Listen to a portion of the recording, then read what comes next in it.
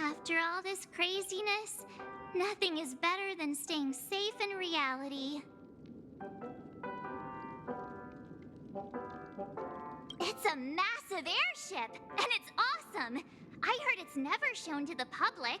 Only VIP guests of the family get to board it and enjoy the breathtaking views of Peniconie. The Iris family sent us a bunch of souvenirs. Fruit baskets, plus this fancy button model. After you're back on your feet, you can enjoy them all. We're pretty much celebrities on the planet of festivities now, aren't we? Why the sudden interest in that? Well, I was dragged into the sweet dream. I felt a cold tentacle diving into my memories. But something else was there. So the tentacle suddenly disappeared. And then I dreamed about stuffing my face with delicious food and going on a shopping spree. Sunday didn't seriously believe that was the life I wanted, right? Breaking free from that cheesy illusion was just a piece of cake. The Stellaron was sealed while you were sleeping. The ordinary people in Peniconie have no idea what happened. They just feel like something's missing from their memories. The family's official statement was like, "The Charmony Festival was attacked by an unidentified Stellaron and came to a halt." After all, now all the major lineages, except for the Oak family, are dealing with the aftermath. The family has invited the crew to the Radiant Feldspar as witnesses for an important meeting.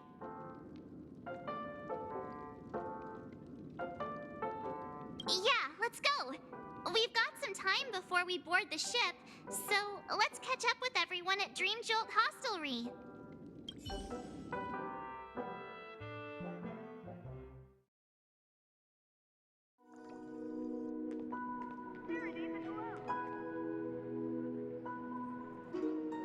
How extravagant. Just like Epsilon.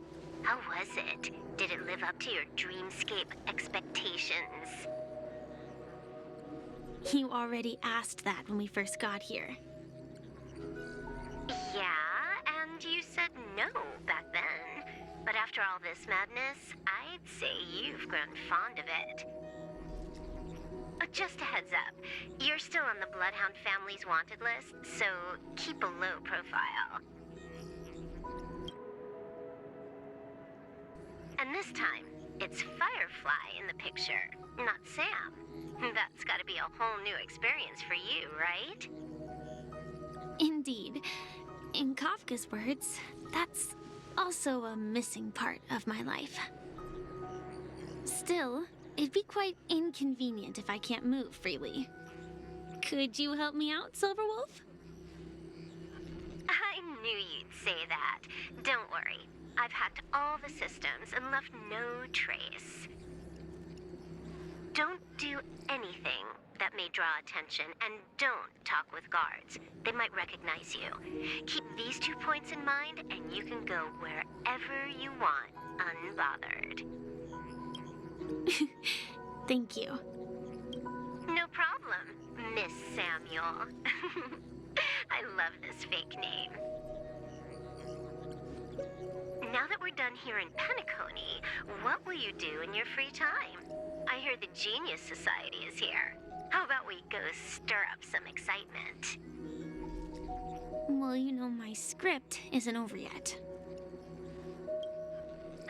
I didn't bring you back to hear an answer like that. Don't worry. The script says that I'll experience 3 deaths, but also receive an unforgettable reward on the planet of festivities. How will I know if I don't try? All possibilities exist until the outcome actually happens, right? You may not realize it, but you have a bad habit. Whenever you seem to be asking a question, you've already made up your mind, and no words will dissuade you. Anyway, Kafka Rebecca asked me to pass on this message. If you see anything fabulous in Peniconia, get one for me too. Just swipe my card, you know the pin. She didn't specify anything, but I guess she means a dress, coat, sunglasses, or something else. You know better about fashion than I do. Sure, I'll keep an eye out. There's tons of options at OT Mall. Do you think she'll like trinkets, like hair accessories or brooches? Those sound more like something for young girls. Maybe you should keep them for yourself. Oh, by the way, Blade didn't explicitly say it, but I think he was trying to say something like, temptation will show up again in Peniconia. He's always so subtle with his words. Got it. He was just worried about me. Relax, Silverwolf. You know me. I won't do anything crazy. I just want to wander around and see more of the world for myself. I want to buy some oatcake rolls. I've had a cake roll every day since I arrived in Peniconia, from the first day to the last. But today, I'll buy 2 and give you 1. And if you don't like them, I'll enjoy double the pleasure. Or I can bring one to Kafka, as she never refuses. Or maybe I'll give it to Blade. He'll appreciate it. That's not written in the script, right? But as you see, I have added new footnotes to my destiny.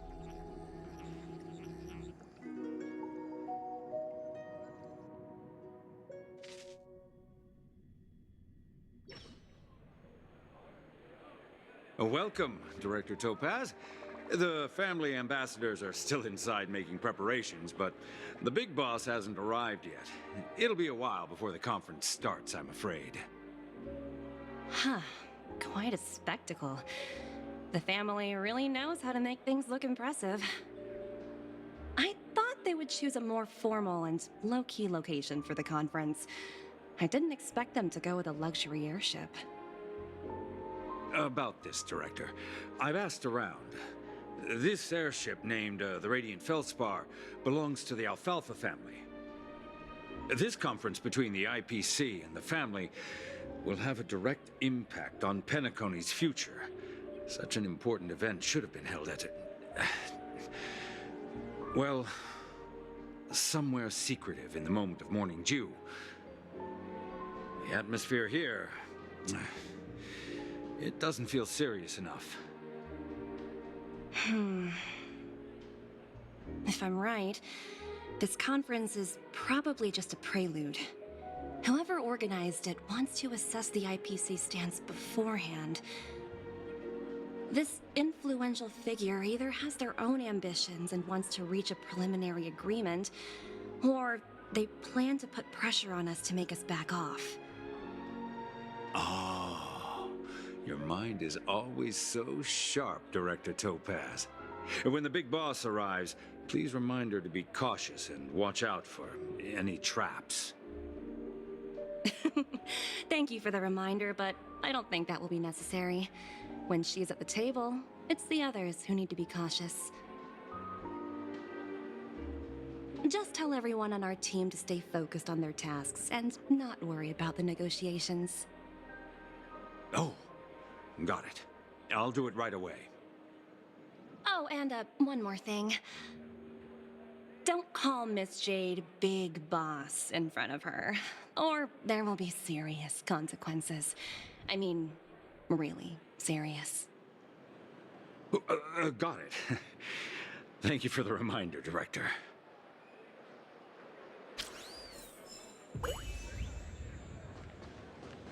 I tripped and fell right here.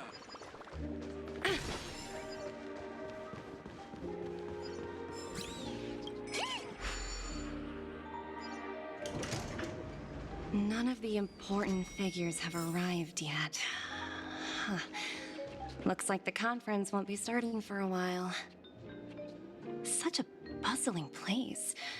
I think I'll take a little walk around.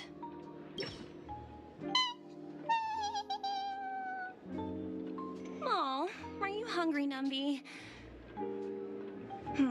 Food in the dream. Shouldn't taste bad, right?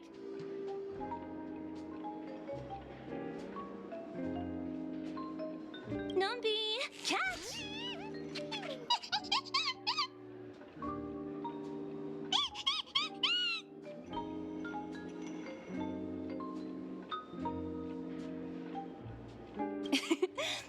There. Don't be so greedy.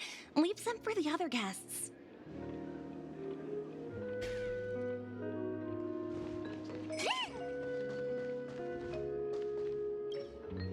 So many buttons. How many centuries would it take to press them all? Huh. Didn't expect those pooches to actually recycle them all. Huh? What are these?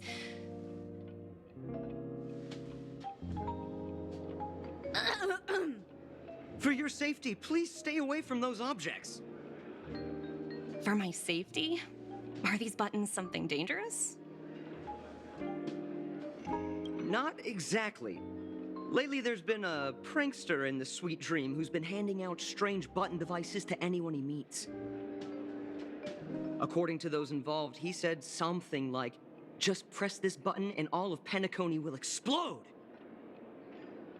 Luckily, no one believed him.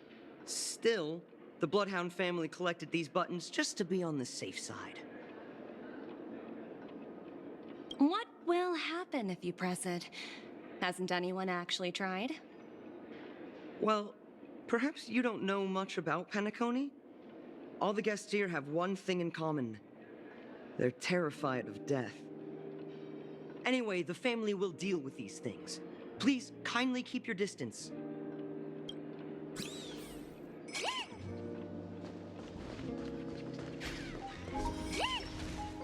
Greetings, madame. What can I do for you? Hello. Could you tell me more about the Radiant Feldspar? I assume you are the ambassador of the IPC Strategic Investment Department. It's my honor to assist you. The Radiant Feldspar is owned by Mr. Odie Alfalfa, head of the Alfalfa family. Mr. Alfalfa invested a significant amount in building this luxurious airship an Ember era ago, and it has been sailing across the 12 hours of the dreamscape ever since. Oh, so it's owned by old Odie himself. No wonder the ship is so lavishly decorated. Indeed, Mr. Alfalfa has impeccable taste. Only the most prestigious guests are invited by the Alfalfa family to board this airship. Please allow me to continue my introduction. The Radiant Feldspar had been cruising over the Sea of Dreams in Peniconia for an entire Ember era. But its voyage was temporarily halted due to the recent reverberation. Reverberation? Such a formal way of putting it. You're really downplaying the whole thing. I apologize. Please continue. Following the previous reverberation in the Sweet Dream, the Radiant Feldspar had to suspend its voyage temporarily. Thankfully, the factors that disrupted the dreamscape have been resolved. However, due to, well, certain special reasons, the Charmony Festival, originally scheduled at the Peniconia Grand Theater, had to be temporarily postponed. So, Mr. Alfalfa suggested relocating the Charmony Festival to the Radiant Feldspar, taking this opportunity to announce the resumption of the airship's voyage. Ah, well, that would meet the family's needs and also create momentum for Mr. Alfalfa himself. Quite fitting for a legendary tycoon like him. Thank you for explaining matters to me. Goodbye.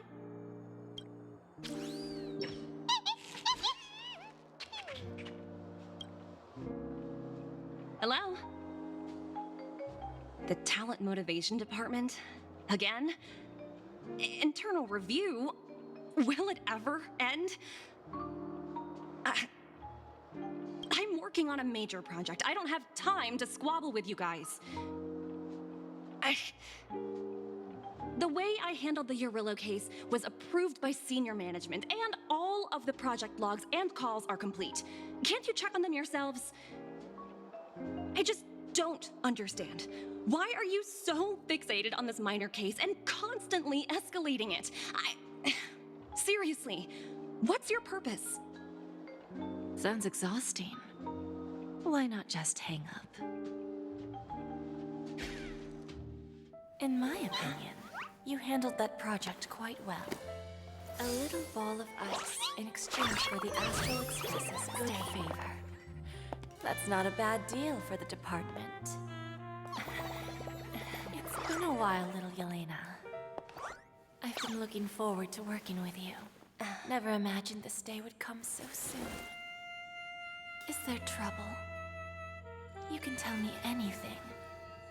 Just like old times. It's been a while, Madam Jade. I'm honored to have the opportunity to work with you. You're still so formal, aren't you? Forget about the hierarchy and treat me as your equal. No need for unnecessary titles like Madam. I'm sorry, but it might take some time to get used to that. After all, you are a senior.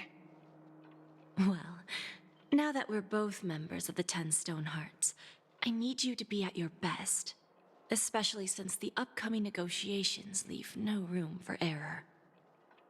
As sharp as you are, I'm sure you've figured out the true purpose of this conference, right? I believe old Oti has taken it upon himself to test our limits before the official negotiations between the IPC and Peniconie. That's true, and it works in our favor. Do you know why? If we can reach some sort of agreement with old Oti beforehand, and gauge our opponent's boundaries, our future negotiations will go much more smoothly. That's the obvious benefit. Exactly. And the hidden benefit is that as the head of the Alfalfa family, his actions suggest that the 5 lineages might not be as united as the Odes of Harmony would suggest. As long as the influence of Harmony hasn't completely permeated their core, personal desires will always have their way.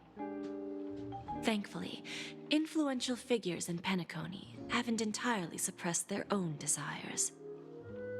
It's similar to the power struggles within the IPC.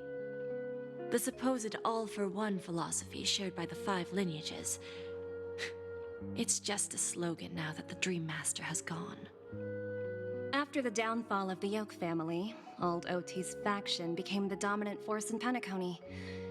Even if we consider only the succession order, he's the longest serving and most senior among all the family heads. Yes, that's exactly why we need to handle the conference following an agreed-upon strategy. It's like playing a game of chess, where every move needs to be carefully thought out. Absolutely. The 3 steps of negotiation. Listen, test, and strike. That's what you taught me. Pretty clear. Although, you seem to have changed the order in the Yarillo case. That was based on my personal experience. I apologize for interrupting your conversation, but the family head is ready to meet the ambassadors from the Strategic Investment Department. Time to get to work. Let's prepare ourselves and meet that esteemed supporting actor. Remember, our goal is to create an opportunity for the IPC to enter Peniconie. Aventurine has already made a small opening, and you and I, we're going to tear it wide open.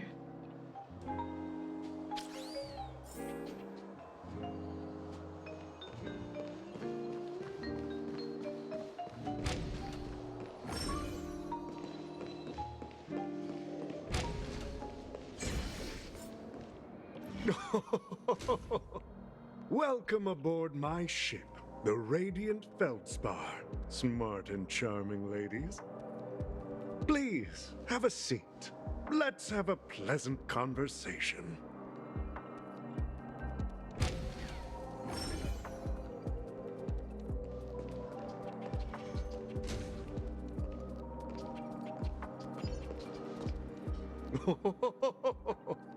Welcome aboard, my dear ladies. Forgive me for any lack of attentiveness that might have led to a lengthy wait outside. No problem at all, Mr. Alfalfa. It's my honor to meet you in person.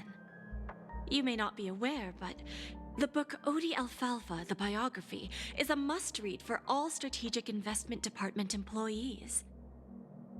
After all, to many, you are the legendary figure who single-handedly built the Peniconia economy. I expected no less from the 10 Stonehearts from the Strategic Investment Department. You're definitely skilled in the art of conversation. I always enjoy talking to smart people because we don't have to beat around the bush. We can just get straight to the point instead. Since I invited you IPC ambassadors on board, I'm sure you've figured out the topic I'd like to discuss, yes? The future of Peniconia, if I'm not mistaken. Precisely. Those few words represent a terribly complicated situation indeed. Let's take that golden-haired guy who's not showing up, for example. He put in great effort and almost got himself killed. But what was it all for? Wasn't it eventually to create an opportunity for you IPC to regain control of the precious Astana? The wisdom and experience you've accumulated over 10 Amber Eras are truly impressive. Let's assume your assumptions are correct, Mr. Alfalfa.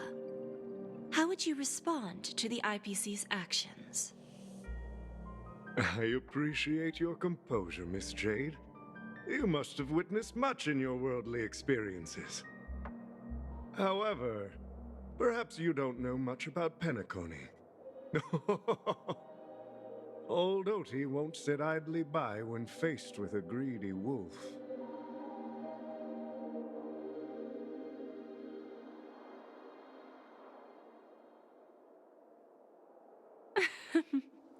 Please, go ahead. I'm all ears. Then I'll be straightforward. I requested this meeting before the official conference to dissuade the Strategic Investment Department from trying to lay a finger on Peniconia. If you back off now, you can make a smooth exit and prevent the IPC from losing face during more important negotiations. One of our P-45 executives was attacked and nearly killed in the dreamscape. The IPC can't simply ignore this incident. Moreover, considering the turbulence during the Charmony Festival, Peniconi's credibility has taken a hit in the public's eyes. Despite your determined attitude, the issues plaguing Peniconia are real, are they not? You use the term real, Miss Topaz, but let's not forget that this is the realm of dreams. If you want to succeed here, you need ambition and unconventional thinking. Curious about how I plan to respond to the IPC?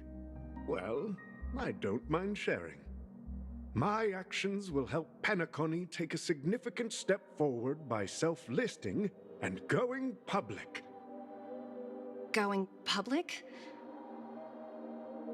If I'm not mistaken, you want to bypass the IPC and go public on a universal scale. Precisely. Instead of watching the IPC gnaw away at Peniconia, I'd prefer to open the doors of the sweet dream to the entire universe. Starting today, anyone in the cosmos can become a shareholder of the land of the dreams. This is the path of harmony I'll choose.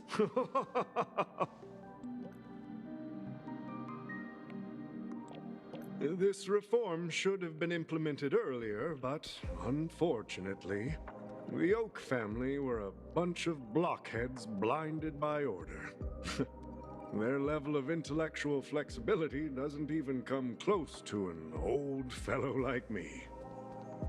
Thanks to the little reverberation earlier, the biggest obstacle between me and my reforms has been eliminated. The Alfalfa family will publicize the financial results of Sweet Dream Paradise, so that the entire universe can see that despite the catastrophe, Peniconia still holds immense potential and opportunities, and that the family remains confident in its future.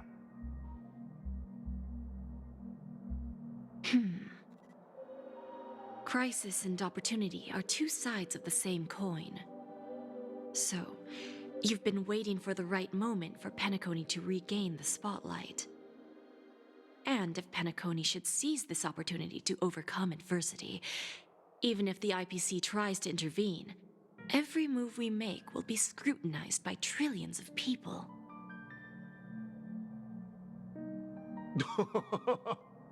Now I'm convinced that you've indeed familiarized yourself with my biography, Miss Jade. So, about your next move.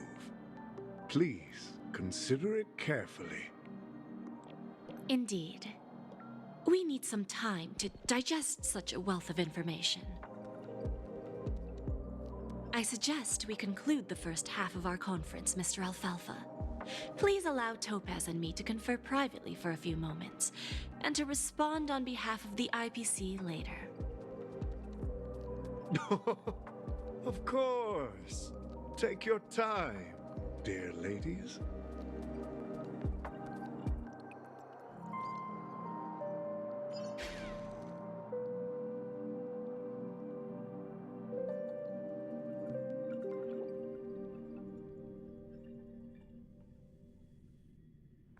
The Alfalfa family had a meeting with the IPC? I got this information from a message sent by that IPC ambassador. He said it was to return the favor. It's not hard to imagine. Peniconia today is pretty much like the frontier prison it once was, with external forces casting greedy eyes and the undercurrent of order lurking within.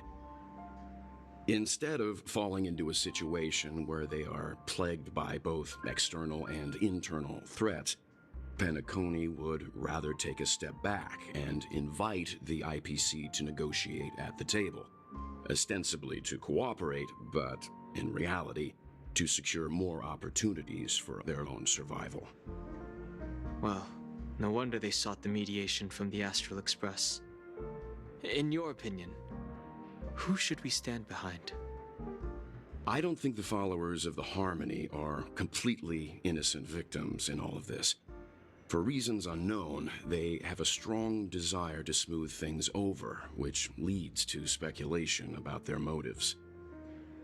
If either the family or IPC were to assume full control of Peniconia, it would return to its previous illusory dream of hedonism, and the efforts of those previous nameless would once again go to waste.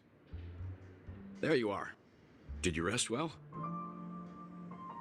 I didn't disturb you since you were in a deep sleep.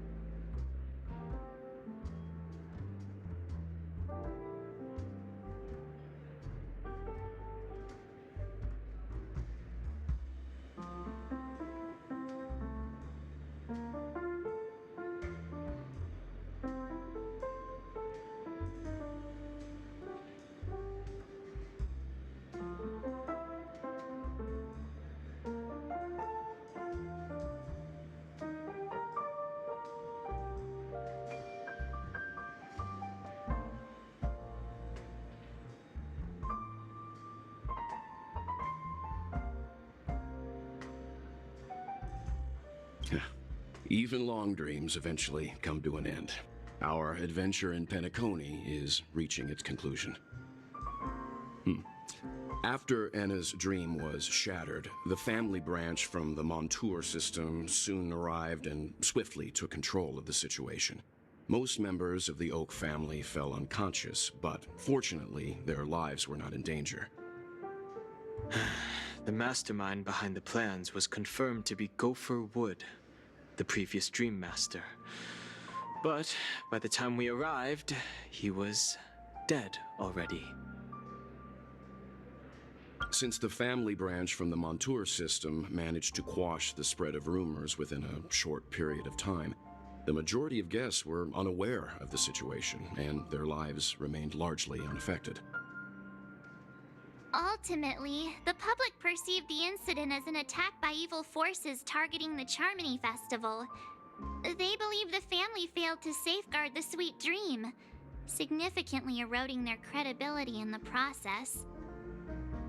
While quite different from the truth, this appears to be the outcome with the least impact. After all, you don't know who's awake and who's pretending to be asleep. Well, they'll open their eyes in the face of danger. Once the danger subsides, they'll embrace the sweet dream again.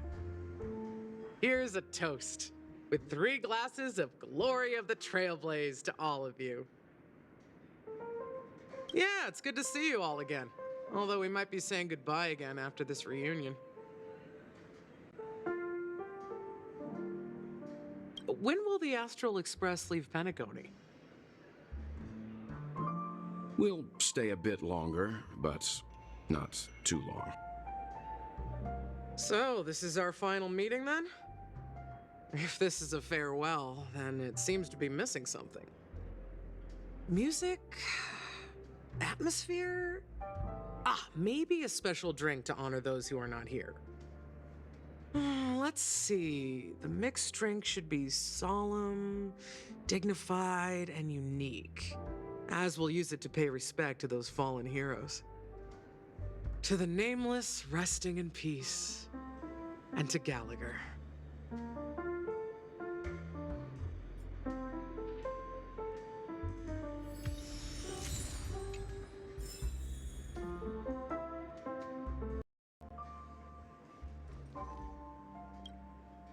This trailblazing expedition has been thrilling and memorable.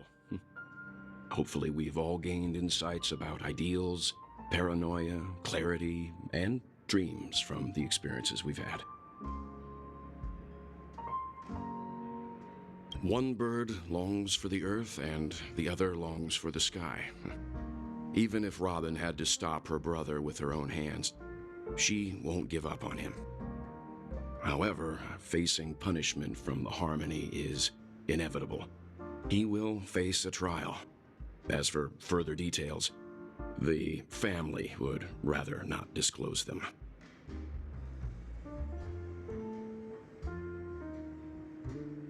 Since the family took up residence in Peniconia, the Order has been hiding in plain sight under the guise of the Oak family, using the Stellaron's power to strengthen their hold on the Sweet Dream, which eventually resulted in disaster. That's the claim the family makes. Whether they were truly unaware of all this is a delicate matter. Venturine's efforts finally earned the IPC a seat at the table. As a result, a more senior representative arrived in Peniconia and initiated negotiations with the family. As far as the Astral Express is concerned, the IPC will make for an invaluable ally during the negotiations to prevent Peniconia returning to its former ways. Well, it was somewhat surprising. In that dream, I returned to my homeworld and reunited with my long-lost friends. And for some reason, Acheron resurfaced in my mind. When I realized that her conclusion was not preserved in memories, I became aware of the bitter truth.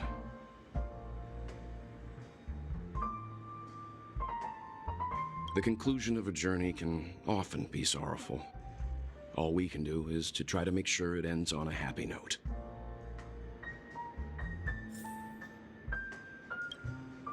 Is there anything else? The conclusion of a journey can... It's rare for all passengers to leave the Express together during a trailblazing expedition. But for Peniconie, it seems most appropriate.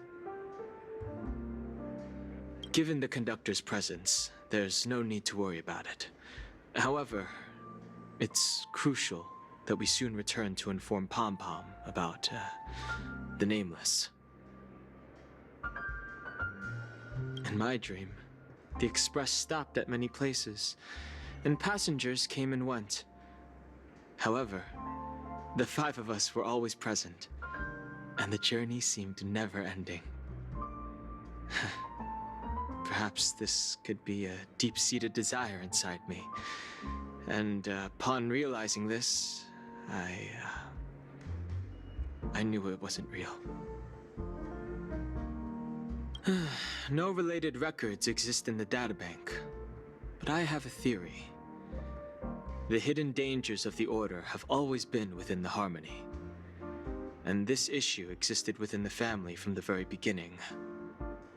However, now that more powers in the universe are aware of this secret, the situation in the cosmos will become more complicated.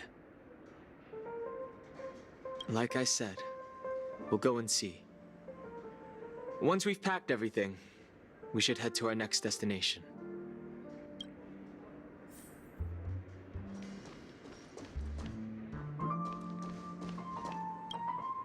Ready to mix your drink? Sure, we can wait. Gallic.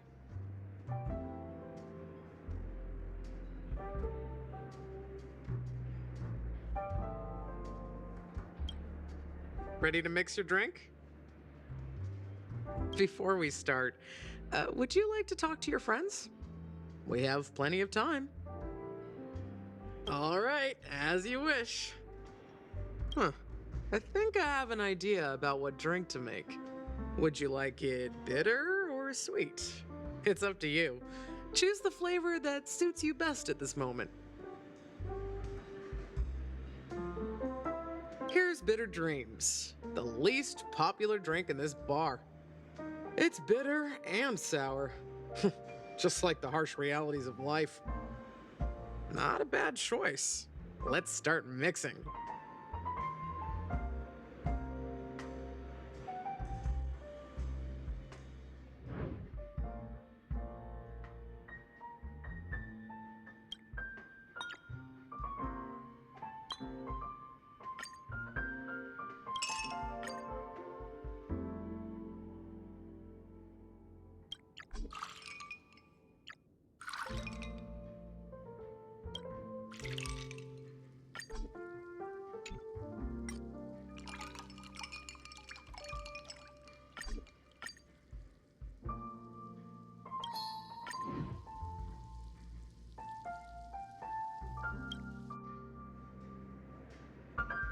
Words always fall short.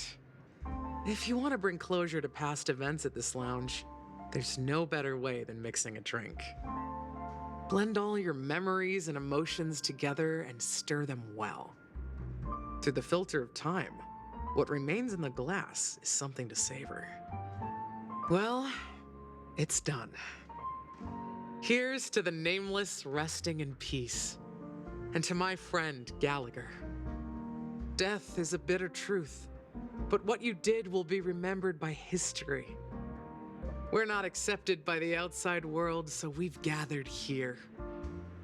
And one day, our souls will return to the same place. Cheers.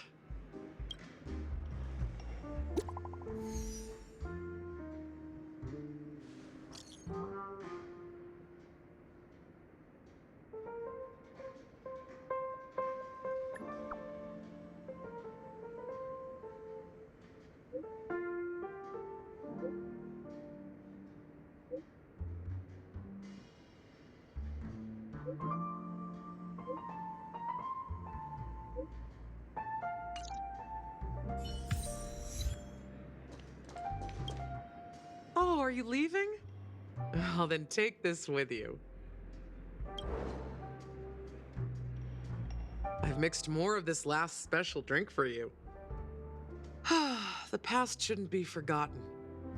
So I hope it brings back the flavors of Peniconia. Thank you. I'm sure it'll leave a lasting impression. If you happen to run into Gallagher, make sure he has a sip too. I know his tastes, and he'll be thrilled. All right, enough with the heavy stuff. You guys have important things to take care of, so let's not dwell on things. Whether it's the Astral Express or Peniconia, there's still a long journey ahead. So let's lift our spirits, guys, and embark towards our tomorrows.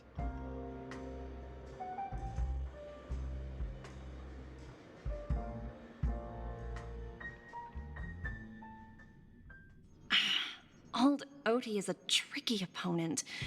I didn't expect him to take the risky step of going public at such a critical moment for Peniconia. Indeed. He's definitely bold. It's that kind of boldness that made him the Odie Alfalfa he is today. Still, the outcome is uncertain. Shouting loud doesn't necessarily carry any weight. What about the phone call I asked you to make, Topaz? Ah, they agreed. But it'll take some time before they arrive. Just as it should be. The sweet dew should be served after the bitter poison. Looks like we'll be skipping the exchanging apples step this time around. Now that we're dealing with a greedy merchant, a simple apple wouldn't make a difference. Well, I guess I included myself in that remark too. Now I'm a bit curious, Topaz. Do you think Peniconia is a quality asset? Yes. Despite its recent calamity, Peniconia remains a top-quality asset within the cosmos, with good credit, lucrative potential, and promising prospects. Well, that's obvious, but what I truly wanted to know is, this project is obviously too bland for your taste, isn't it? That's true. I wouldn't be here if it weren't for Venturine. But despite that, you trust him. You even entrusted him with a cornerstone. Something as precious as life itself, to finish this gamble. Are you not in the same boat, Miss Jade? Without us playing along, your Jade Stone wouldn't have made it across the border so easily, allowing you to see all desires that flow through dreams to gain a bargaining chip in negotiations. That's why I'm willing to stake my Topaz Stone to cover for you. It's like one big, elaborate game of chess. Once that kid sets his mind to something, nothing can stop him. Not even fate. Well, at least he's still alive, and that's the best outcome. Looks like we've strayed off topic, Miss Jade. Should we discuss our next steps? No need. I'll go it alone. Meanwhile, you can go greet our honored guest and wait for my message. Okay. Is that Robin? Huh. She's also here on the Radiant Feldspar. Greetings, Miss Robin. I didn't expect to meet you here. Miss Jade? Greetings. The opening ceremony for the Charmony Festival has been moved to the Radiant Feldspar, so I'm here making some preparations. How about you? Have you spoken with Mr. Alfalfa? I'm actually on my way to meet him right now. Do you know him well, Miss Robin? Unfortunately, I've never met him. I've only heard a few comments from the former head of the Oak family. Mr. Alfalfa is respectable when it comes to business, but in other respects, I can't say the same. Where do you think the future of the planet of festivities is headed? I believe the sweet dream will see its rebirth, just like the radiant feldspar resumed its voyage. The Harmony needs a new direction. Only by bidding farewell to the past can we actually sail into the future. There are no permanent allies or everlasting enemies. So let's both take what we need from this deal. Naturally. I'm looking forward to your performance. See you at the festival. See you later, Miss Jade.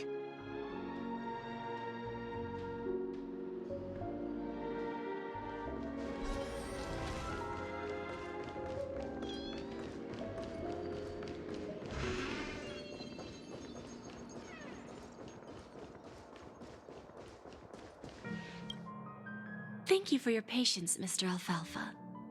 Let's continue our discussion.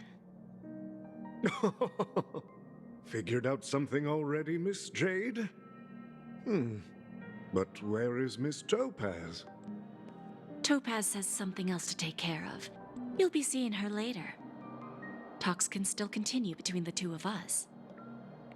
Is it just me, miss? Your tone sounds very different now. I need to set a good example for my junior. It's not a good habit to be too loose-lipped during negotiations, right? Now we can speak frankly and openly. Do you believe what I said, Odie? You're not the only merchant who has seen the changes in the cosmic market over the past 10 Amber Eras. Interesting. Now that's interesting. Good. It's good to be straightforward. Openness and transparency are my things. So, tell me, what's your next move? Unfortunately, I'd like to speak the harsh truth before laying out my plan. Let's cut to the chase. First, your plan won't work. Peniconia has no way of sidestepping the IPC and going public. Second, you can't stop the IPC from entering Peniconia. We've got all the time and connections in the world to find a way in. We'll keep tearing down and rebuilding this place until the Asdana system gets used to the IPC's ways again. Now, I'm repeating your words exactly. If you don't want to be a laughingstock and have everyone gunning for you at the official conference, you'd better drop your little pie-in-the-sky plan. Whoa, interesting. Indeed. You surely have a way with words. Now, I'm curious to know what you have up your sleeve. Mr. Alfalfa, let's not forget that the IPC controls the biggest interstellar publicity platform. More than half the news networks in the universe take their orders from us. The moment news spreads about Peniconia going public, trillions of customers will immediately receive a message like this. The family's protection for Peniconia has expired. Any mishaps in the dreamscape could result in permanent brain death. Care to guess how many ways we have to turn Alfalfa credits into worthless junk within a measly 24 system hours? With the entire cosmos keeping a close eye on Peniconia, I assure you, it won't be too hard. You really think you can pull that off? Even from Pier Point, as distant as it may be, I'm more than capable of keeping you on a tight leash. However, if you agree to give up that half-baked plan to go public, the IPC will assure you that we'll never jeopardize the interests of the family heads under your leadership. After all, we also need allies here in Asdana. The IPC can assist Peniconia with financing, starting by acquiring 30% equity shares. With our financial support, stabilizing and rebuilding Peniconia will be a piece of cake. 30% equity, you say? Who can guarantee you won't want more in the future? That's the brilliant part of it all. The answer is simple. No one. There are no guarantees. It all hinges on self-awareness and mutual respect. However, the board of directors will consider the interests of the family heads to some extent. You're a smart merchant, old Odie. Isn't the whole purpose of this elaborate game to showcase your business acumen and seek more benefits for the family? It benefits us if we both take a step back. And if that's not enough for you, I'm pretty sure that another goal of making Peniconia go public is to expand the influence of the Planet of Festivities and attract more customers. I understand your concern, and I have a solution for that, too. Fine. Now I see your sincerity. As the head of the Alfalfa family, I don't think I have any reason to refuse your offer. However, as their chosen one, I still need one final answer. Go ahead. I'm listening. When I was a child, I heard the adults recite the tale of the ancient Amber Era, about the ascension of Shipe, the Harmony, and the downfall of Enna, the Order. The Order and the Preservation used to be close in ancient times. So, why does the IPC, as a follower of the Amber Lord, seek collaboration with the family instead of aligning with the Order? The answer is simpler than you think. It's all about credits. Everyone's favorite thing and the universally recognized currency among the stars. The IPC has the power to perpetually ensure their value. With each new world integrated into the credit system, the IPC adds another building block to its cause. Eventually, all exchanges, capital, and businesses will operate within a unified monetary system. By then, all planetary developments will be recorded in accounts with well-defined values and the ability for exchange and circulation. And the heart of everything will be Klepoth's credit. And then the IPC will be able to exert influence over everything. Our intention is to establish enduring preservation, so I'm sure you can understand. This universe doesn't need two types of order.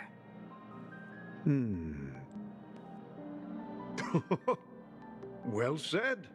Now you've convinced me. All right. Tell me your solution. Let's see if we're thinking the same thing. Then let's continue our conversation. Please, Topaz, invite Sweet Dew to join us at the table.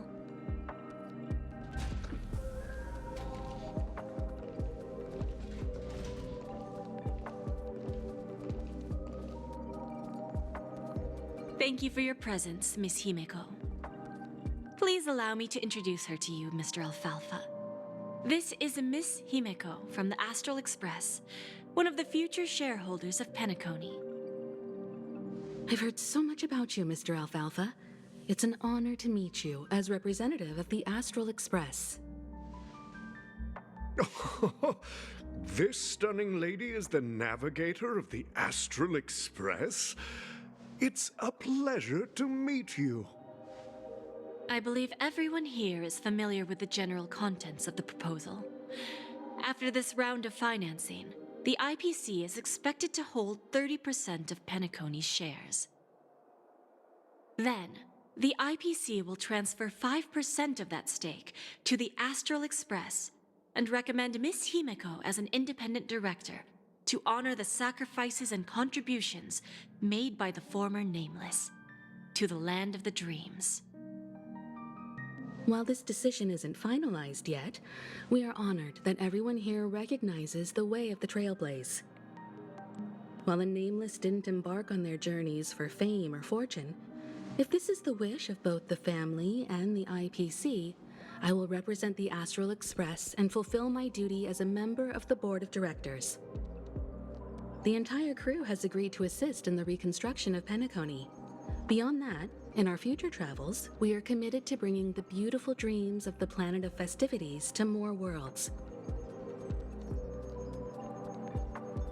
Of course, all cooperation is based on one premise. The path of harmony in Peniconia must not be distorted again, and such a tragedy must never recur.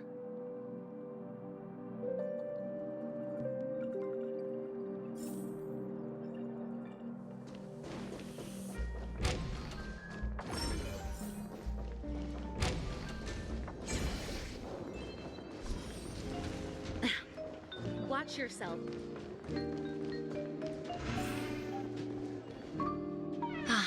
Old OT is in agreement, so the issue is settled, I presume. What about the remaining family heads? They will soon realize the situation.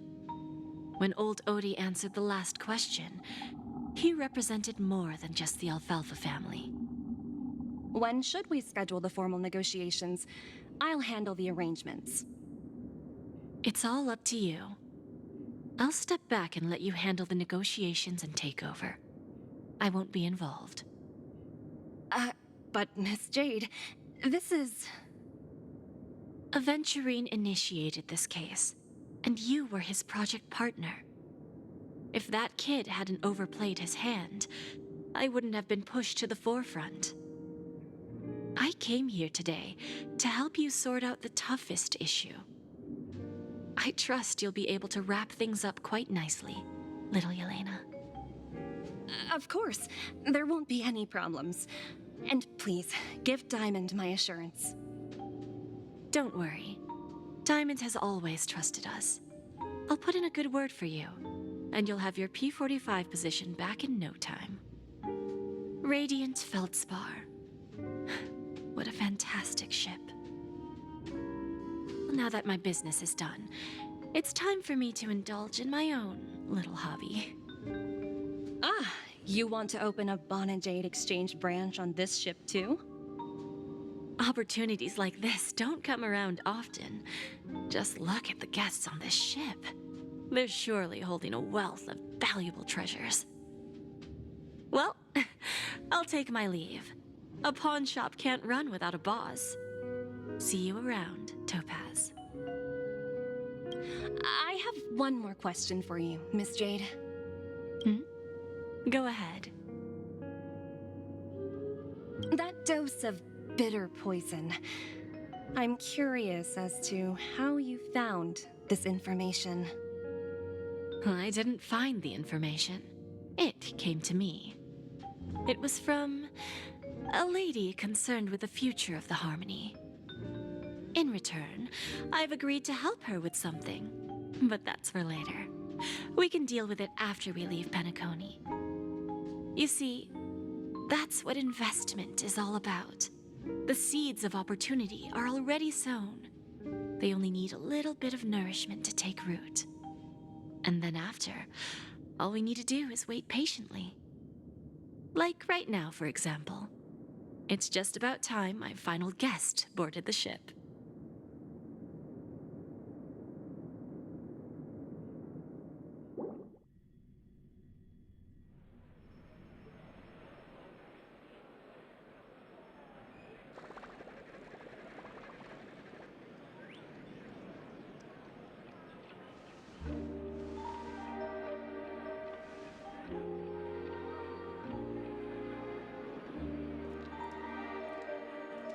Sneaking in was way easier than I thought. The family's security is as lax as ever. So, this is the Radiant Feldspar. So luxurious. A pawn shop that grants wishes. Is there really a place like that on the ship? I'll find out for myself if the rumors are true or not.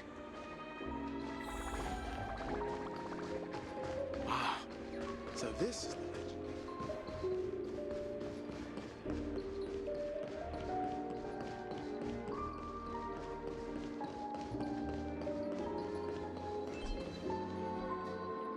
Is that Huh. Vanished in the blink of an eye. So the Astral Express is here too.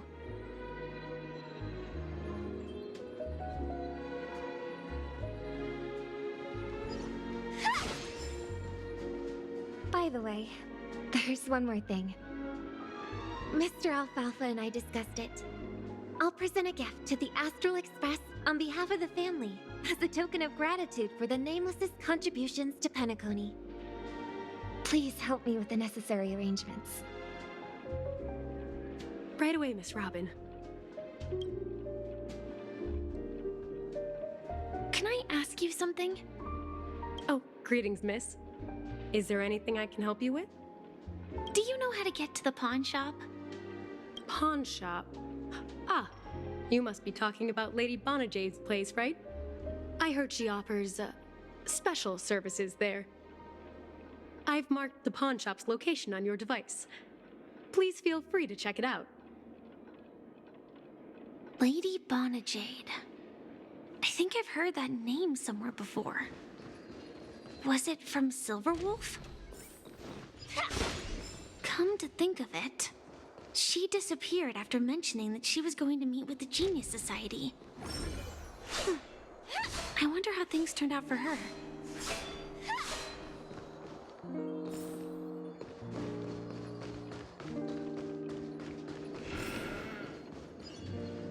Welcome to Bonajade Exchange, Radiant Feldspar branch. How should I address you, dear lady? Just call me Samuel. Samuel. Nice name. So what do you need, Miss Samuel? And what are you willing to give up in return? I want to keep on living. And for that, I'm willing to give up everything I have. Everything you have? That's right. Everything. Miss Samuel, I think you'd best turn around. It seems you're not quite familiar with the term pawn. What do you mean? I mean it literally. I sense your burning desire to live, but unfortunately, you don't have anything of equal value to offer. Okay. A pawn shop that grants wishes. I see. It's just a marketing gimmick. Well, that's quite a harsh accusation. I understand you may not fully comprehend what I mean, but don't worry. I'll help you understand. Go and talk to these people. They're all customers of my pawn shop. See for yourself if their wishes have come true. Once you've done that, come back to me. I'll help you understand the true meaning of pawn and make you realize what you're missing. That Lady Bonajade feels more like a money lender rather than the owner of a pawn shop. Well, I've got nothing better to do anyway. I'll do as she says and see what happens.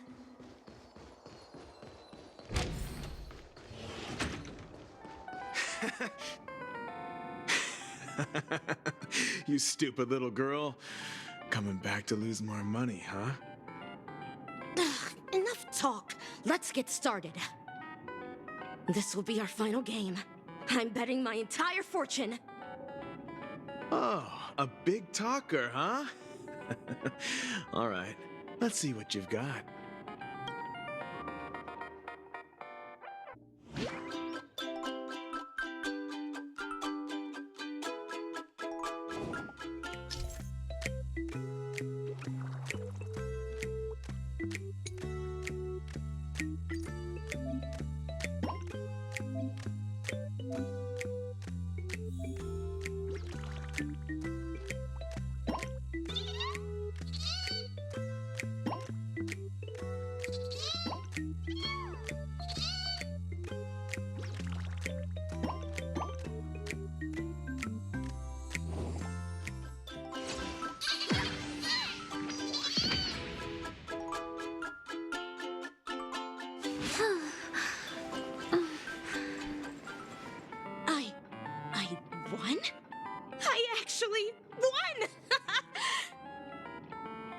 This can't be! You lost to me 10 times in a row. How could I possibly lose to you at such a crucial moment? It's true! Lady Bonajade has truly blessed me! Finally, my luck has turned for the better. Great new era for Stacy. The master gambler has arrived.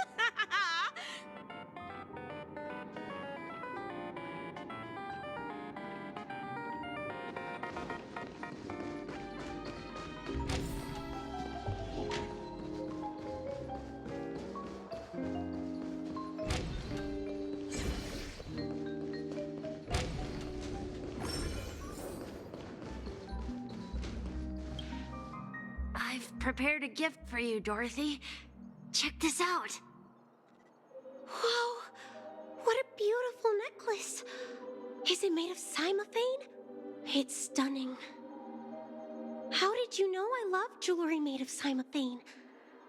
It has the same purple hue as the necklace my dad gave my mom. I've never told anyone about it. How did you find out, Del?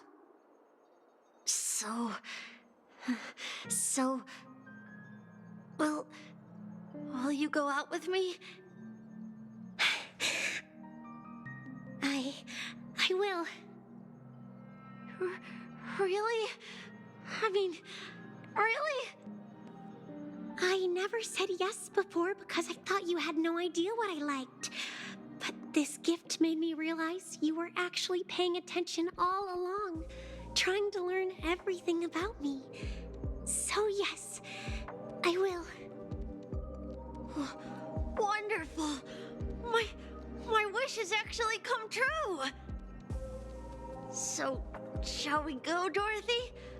Let's go outside and enjoy the stunning views of the 12 hours. Yeah, let's go.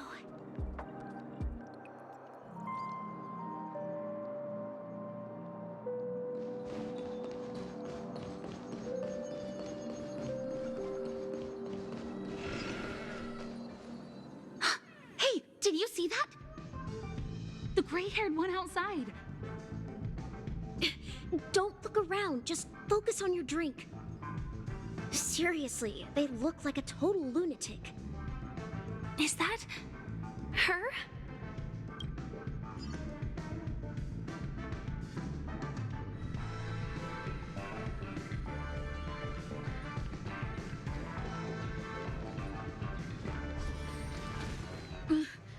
Chirp, chirp.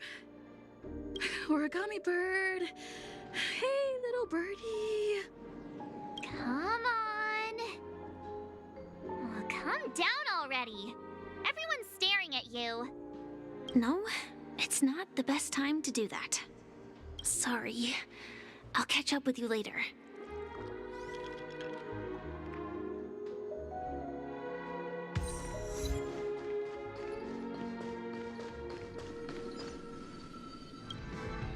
Yeah, you heard right. I've got him. He's been hiding at the moment of soul in Peniconia, using a fake identity. And he even posed as a professor at Paperfold Academy. I've made a deal with the family. I'll leave the extradition-related paperwork to you. How'd I find him? Well, let's just say I had some help from an influential figure. Don't ask for the details. 22 years. Yeah. 22 years of chasing this guy all over the cosmos. You know, never thought it'd end up like this. Right here. I'm gonna hang up for now, partner. I need to raise a glass to myself.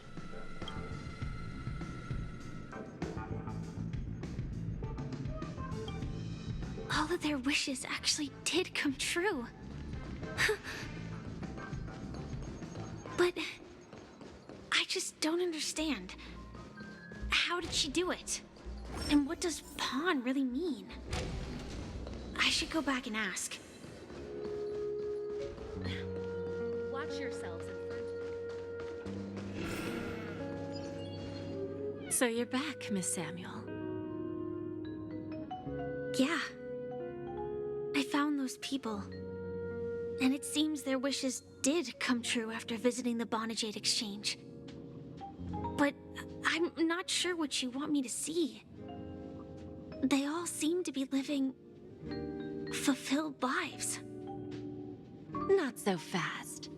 This step was just to show you that the Bonajade Exchange is genuine. That I had the power to grant their wishes. And now, I'll tell you the price they paid. Dell was from a wealthy family. He was head over heels for Dorothy and wanted to win her heart. So he made a deal with me. He put up his entire fortune in exchange for a gift that would impress Dorothy. It was a piece of cake for me, thanks to my IPC connections. However, Dell will soon find himself evicted from the dreamscape because he can't afford his room. Whether he can bounce back from poverty, well, that depends on him. Let's just hope that necklace will keep their relationship from crumbling. Then there's Stacy, a lady with a gambling addiction. She wanted some serious luck, but she had nothing to offer. So I took something else instead. I took away all her close relationships. From the moment she stepped out of the Bonajade Exchange, every casino in the cosmos would remember her name. But her parents and siblings would sever ties with her, and it would be impossible for Stacy to make any real friends again. She will accrue a vast wealth due to her good luck, but she'll never be able to use it for the people who truly matter to her. As for Detective Walker, he spent 2 decades chasing down a wanted criminal for some heinous crime. But he never caught the guy. In his desperation, he came to me. He offered his own memory system as collateral. In due time, his memories as a detective will be erased, and he will completely forget his own identity and all the sacrifices he has made. Interesting, don't you think? I fulfill people's desires and grant them favors, and soon they come back to me with even greater desires. When people see others' desires get fulfilled, they develop their own desires. It seems like an endless cycle, but it does have a goal. In the end, I will get what I desire from this whirlpool. And patience happens to be one of my greatest strengths. So now, do you understand what you must give up, Miss Samuel? Or should I address you as AR 26710, a remnant of Glamoth's Iron Cavalry? I'm not surprised. You are much calmer than I expected. Entropy loss syndrome. Truly an unjust misfortune, isn't it? The higher-ups in Glamoth implemented such a failsafe within the genes of their warriors, just to make sure the Republic's most powerful weapons wouldn't fall into the wrong hands. As for the price, those Iron Cavalries weren't exactly seen as regular, independent humans, so there wasn't really a price to be paid. However, you are different. You're now a Stellaron hunter, a living being named Firefly. Naturally, you want to continue your existence, but with the firmament front gone, the people who know the secret and can cure the disease are nowhere to be found. Are you suggesting that the IPC has a remedy? Well, there might be a silver lining. That's all I can say for now. I see. It's no wonder you said I can't provide anything of equal value. Because nothing I own holds any meaning.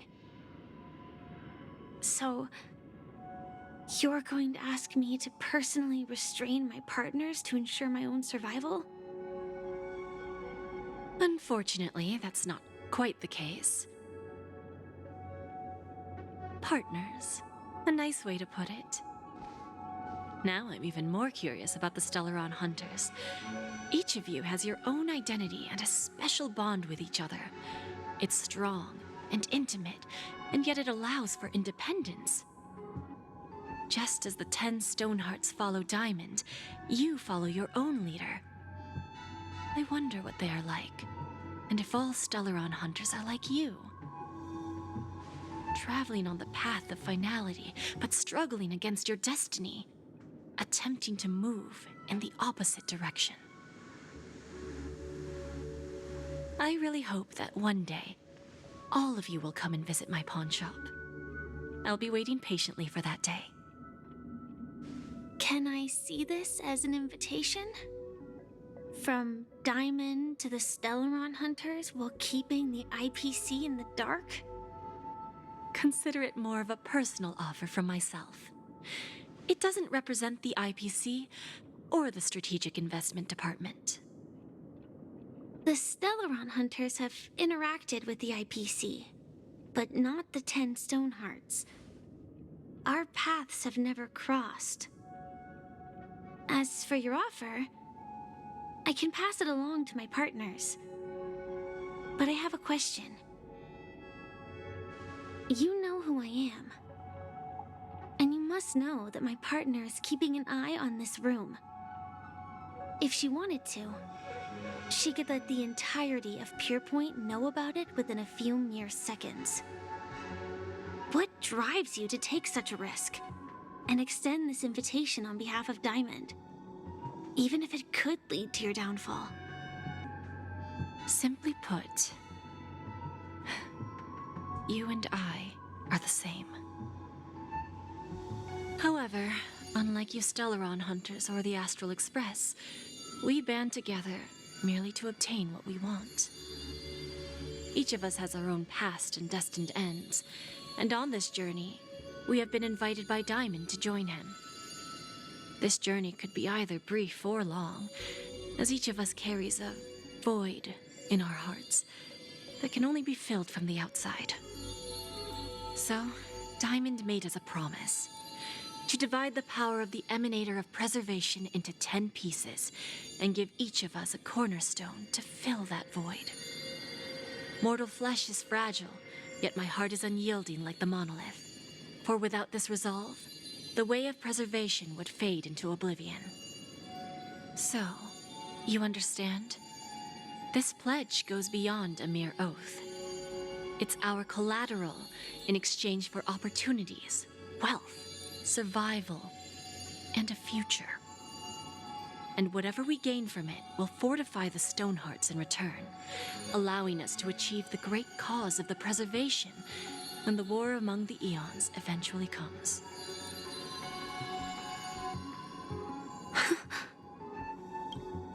I understand. Take your time, child. You don't need to give me an immediate answer. Like I said, patience is one of my greatest strengths. If fate turns that page, our paths will cross again.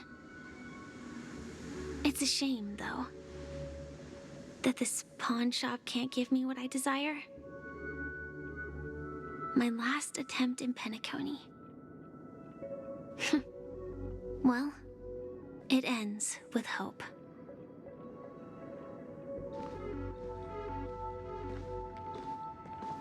Lady Bonajade, I've come to deliver the collaterals promised.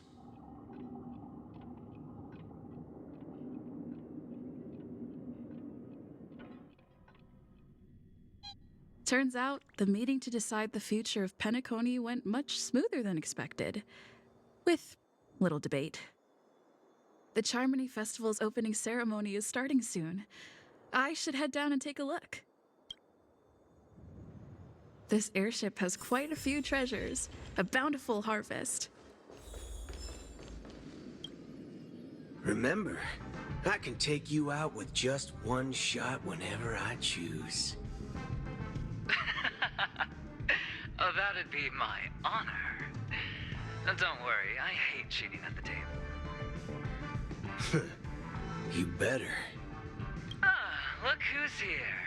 the great hero of the Astral Express, the most dazzling trailblazer in all of Peniconia. Oh, you're here too. Long time no see, friend.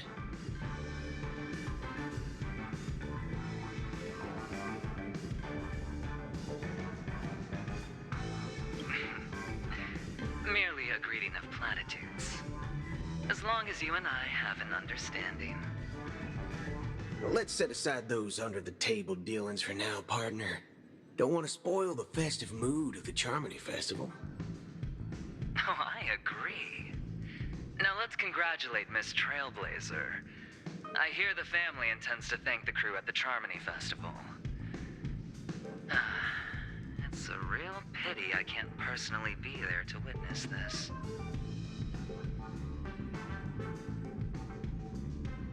Well, my job was just to give the IPC an opening. Other things aside, I think I did a pretty good job at achieving this. While you were at Dreamflux Reef, we were actually close by. We wouldn't have been able to dig up so much dirty information without the help of a knowledgeable friend. But that emanator didn't pull any punches. My body couldn't hold out too long. Otherwise, this would have been settled in a much cleaner manner. No problem. And punishing the wicked and eradicating evil is a top priority. Would have been strange if we sat it out. Making an entrance like that, us Galaxy Rangers are making a comeback. Reckon you'll meet quite a few followers of the hunt on your journey. Do me a favor and pass on my regards, will you? Forget it. I'm not one to beat around the bush. I've got a score to settle with a high-ranking executive fella named Oswaldo Schneider. And this flamboyant fella here can help me find him. The feud between the Marketing Development Department and the Strategic Investment Department is well known across the cosmos. But what I didn't expect was the involvement of the Galaxy Rangers in this feud. Looks like things are about to get spicy. Thank you. And I also hope you enjoy yourself, great hero of Peniconia. I'll pass. But I do hope you guys have fun. If you don't mind, let's play a few rounds next time.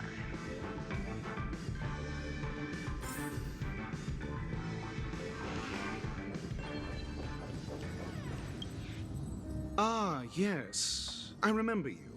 Your performance at Herta's space station was adequate, I suppose. No wonder that gambler likes you so much. The Intelligentsia Guild assigned me to be an invigilator for the IPC's ambassadors. Nothing more than an errand from the Office of Academic Affairs. Very well. The Charmony Festival is about to commence soon. Take advantage of this unique opportunity. A blend of work and play is essential for superior knowledge absorption. The executives of the IPC and the Guild say that we are strategic partners. Yet, from my perspective, I am invariably the teacher, and he, along with you and every other individual, is the student. From this perspective, Aventurine isn't what you'd call an ideal student. Yet, he's also not utterly obtuse. Alas, the void within him can never be filled by talent and knowledge. Let's hope he doesn't turn into a philosophical zombie. Saying such a thing merely indicates that you have not truly grasped the essence of learning. The principle of balancing work and relaxation is scientifically grounded, with the relevant proof process detailed on page 21 of the 31,467th issue of the academic journal Star Caesar. Acquiring knowledge aims to enhance living. Don't invert priorities like those dolts at the Guild. Saying such a thing merely indicates that the principle of balancing work and relaxation Then you'll excuse me.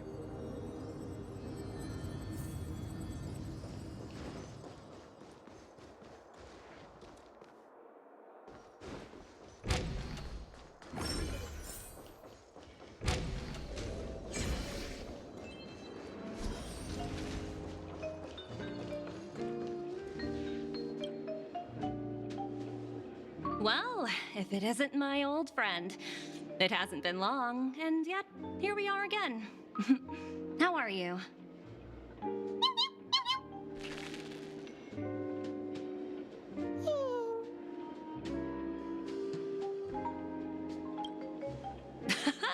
That's what I thought.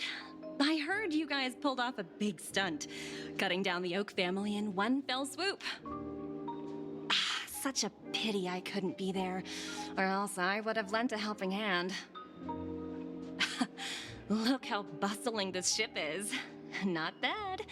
Someday when I'm less tied up, I plan to host a grand party on my eco-ship, and you'll all be on the guest list. Transform? What are you saying? Oh, I understand now. You're referring to Aventurine's cornerstone, right? Sorry. Compared to him, my ability is not as visual. Guess there's no harm telling you. The abilities of the 10 Stonehearts' cornerstones are all different. Some can even read your thoughts, grasp your desires. So, be careful. Now that I think about it, it was good that Branya got there when she did in Bellabog. If she came any later, we probably wouldn't have ended up as friends.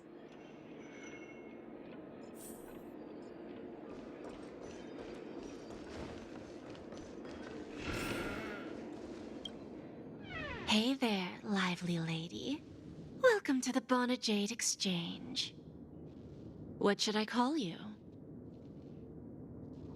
What a unique name. So, miss, what do you wish for?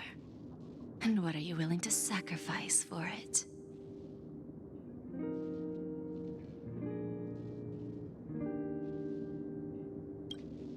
Oh, this is your wish. Sounds simple enough. Very pragmatic. Then, let's discuss the cost. To fulfill this wish, the thing I need is simple. The tail of an animal.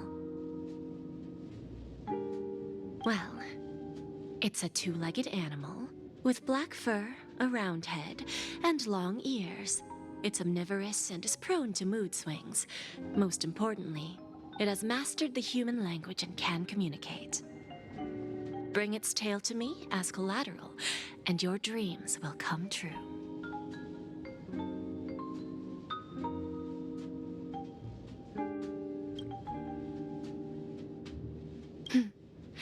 May fate bring us together again, Miss Trailblazer.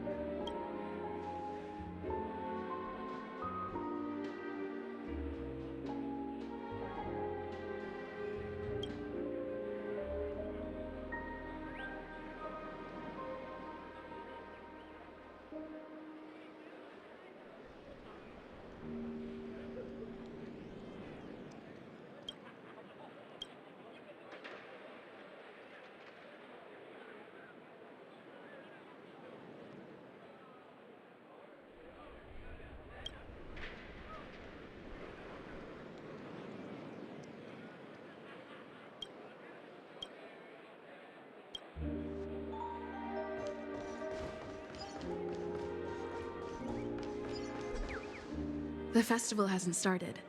Let's take a quick break. Hi, we meet again. Who's that? It's really you! I knew I didn't get the wrong person. Yes, it's just I didn't get the chance to say hello. There's still some time before the Charmony Festival starts. Do you want to chat?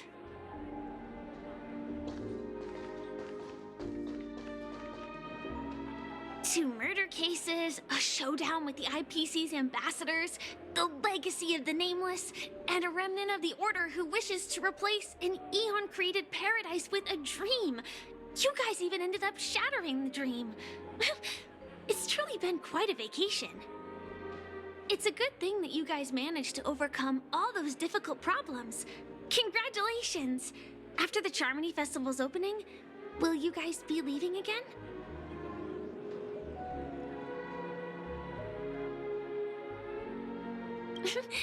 There will always be somewhere.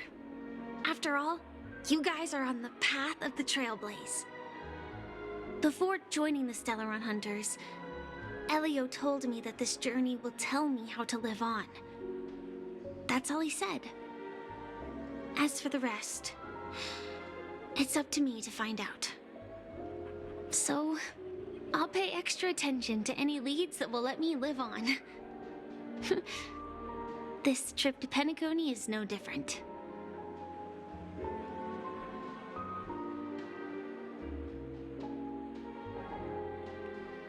Yes, sadly I was looking in the wrong place.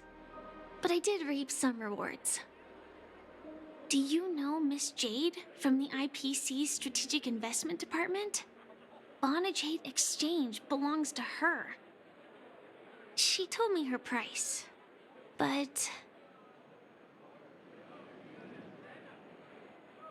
No. But what she wanted wasn't my answer either. Of course, I want to live on. But... what fate owes me? I want it paid back, not passed on. No one else should be involved because this is a grudge between me and fate. Speaking of which, actually, I feel that I still owe you a formal apology for that matter with the performer of the Iris family.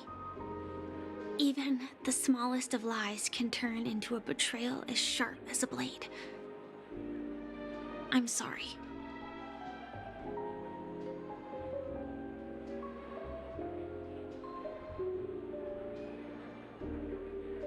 It was an emergency, so I never had the chance to formally apologize to you.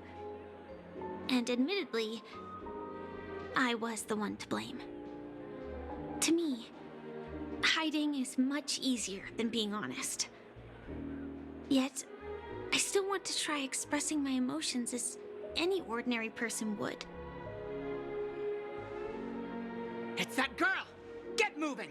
Arrest that criminal before the Charmony Festival's opening ceremony starts!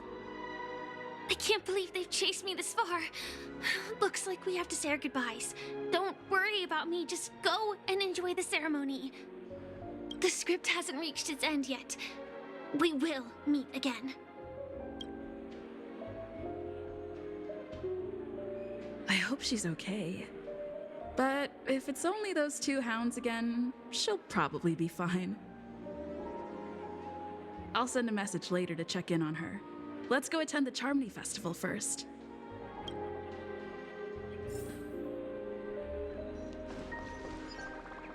Let's take a seat here. Everything is settled. But there's still some time left. Maybe I should take a walk. Forget it. I've done enough walking around already. Let's take a seat and rest for a while.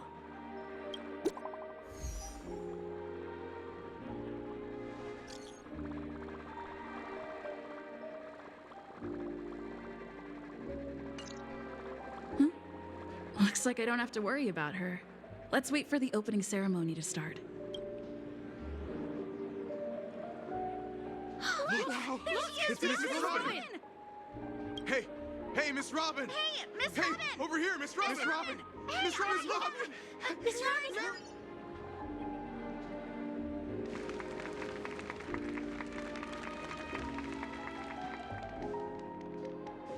Distinguished guests, fellow family members, ladies, gentlemen, and friends from all over the cosmos. It's a pleasure to join you all in celebrating the grandest ceremony of the Amber Era, the Charmony Festival.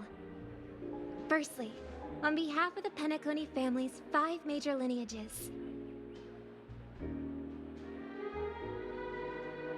and on behalf of myself, I'd like to extend a warm welcome to all our guests.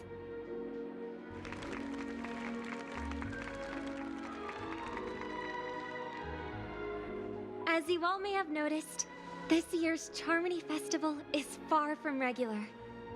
Thanks to the efforts of everyone, this celebration is unprecedented in scale, with factions from across the cosmos in attendance. Not only that, the customary opening ceremony held at the Peniconia Grand Theater has now moved to the Radiant Feldspar, the very airship you all stand upon.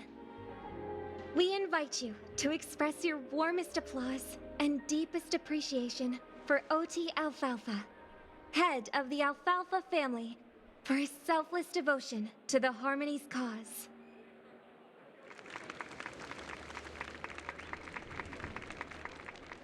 What makes this festival so uniquely significant? As is widely known, the Radiant Feldspar had to halt its voyage due to an anomaly in the Sweet Dream, sparking widespread discussion in the 12 Hours. Thanks to the hard work of Penaconi's internal and external factions, we've finally gotten the Dreamscape back on track, just in time for the Charmony Festival. And as they say, good things come in pairs. The Charmony Festival not only celebrates this achievement, but also marks the relaunch of the Radiant Feldspar. And finally, the last reason. Does everyone remember the Watchmaker? In truth, the family has poured their efforts into this festival just to commemorate this legendary luminary. The father of Peniconia, Mikhail Chard Legwork, one of the legendary Nameless who laid the foundations of Peniconia. In the most bewildering times of the planet of festivities, it was he who descended from the sky with his companions, who taught us through trailblazing where freedom lies. It was also they who led the vanguard in the pioneering of the Dreamscape, in exchange for what is now known as the Paradise of Harmony. It can be said that Penaconi's splendid success today is deeply rooted in the trailblazing ethos the Watchmaker planted within us. Only by honoring this trailblazing spirit can we fulfill our mission and spread harmony to a broader audience. Aw, that's so nice of her. She's talking about us.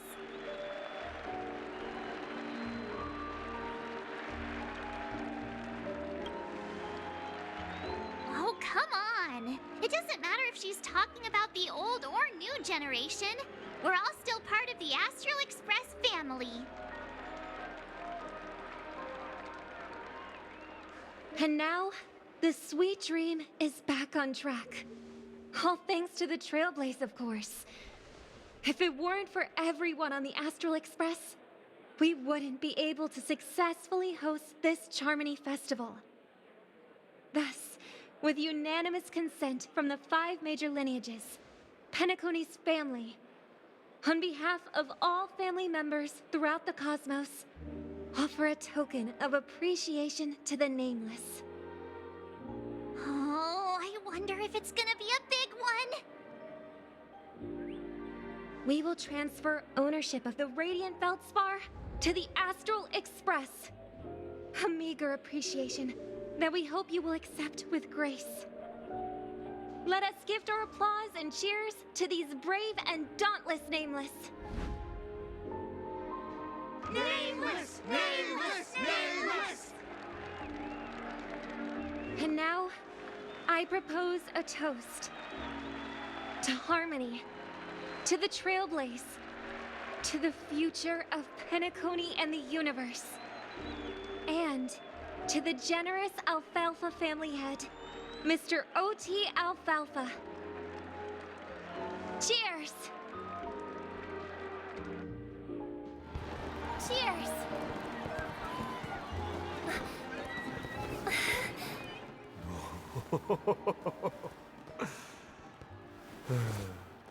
To make a decision like that. This little bird is no less capable than her brother. All's well that ends well. Right. But have you forgotten someone, my gray-haired friend? I put a bomb on this ship. You have 10 minutes to find it. Better hurry. When did this get shoved into my hands? There's still so many bombs. Now's not the time for plot twists. I can't handle this alone.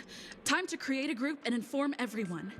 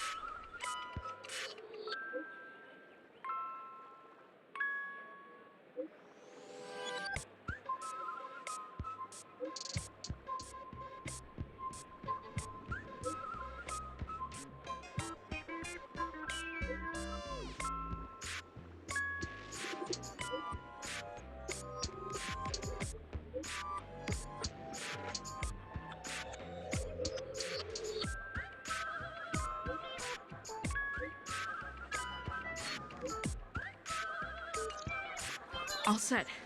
Let's start following the plan.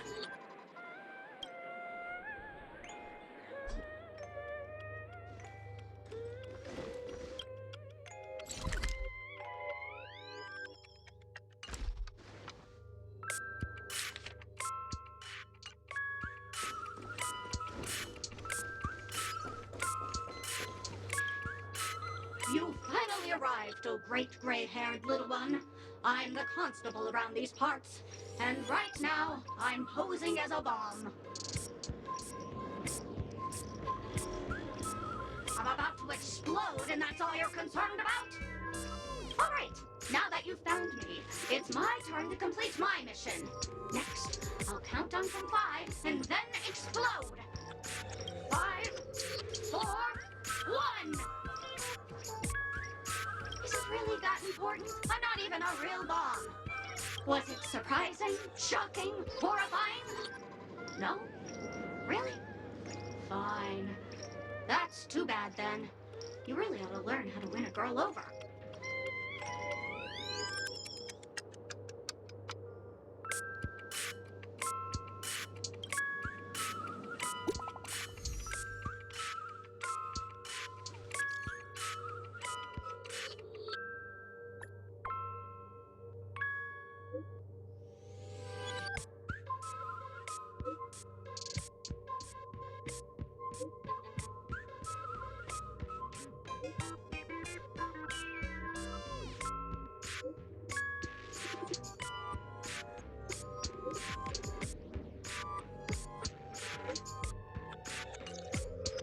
At least I made some progress. Gotta keep working at it.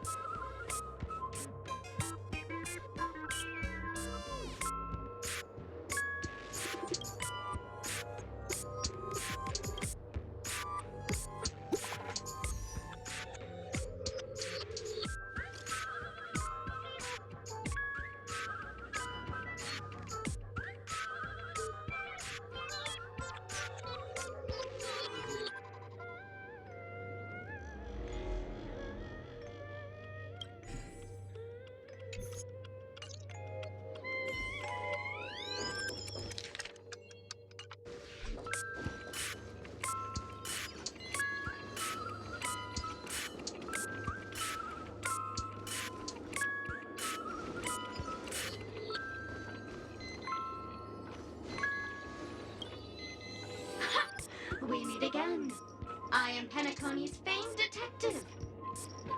Got yourself into a pickle? I'm more than happy to help. But unfortunately, I'm preoccupied with a couple of unsolved cases. So, you'll have to wait your turn.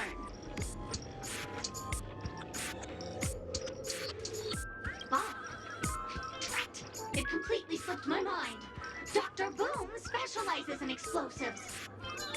I need your help, miss. You've had quite a few run-ins with Dr. Boom. And with the recent bomb situation, you're bound to find evidence that proves Dr. Boom is the killer. The first case is the Soul Glad factory arson case. We found a hammer, a doll, and half a liter of unidentified fluid at the scene of the crime. Our forensics results showed it's a red herring. The second case is the Blue Hour auction robbery. A gang of masked thugs broke in, stole a fragment of the Astral Express, and left behind a large hammer, a doll, and a half-dead red herring at the scene. Those are all the details. The way I see it, there must be a link between these two cases that will be the key to exposing Dr. Boom. I trust in your deduction. Which piece of evidence do you think is the deciding one?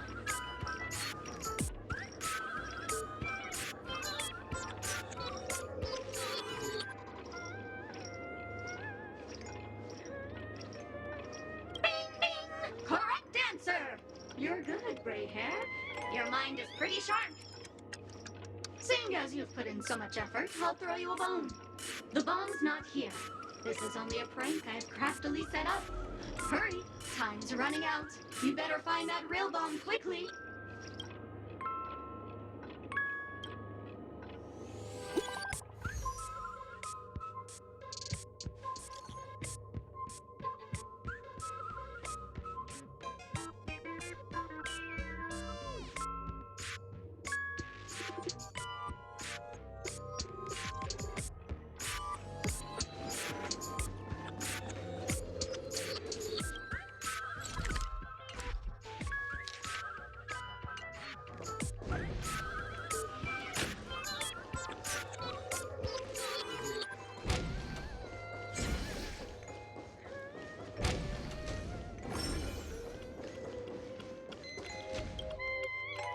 Lovely actor. You can call me the Director Doll.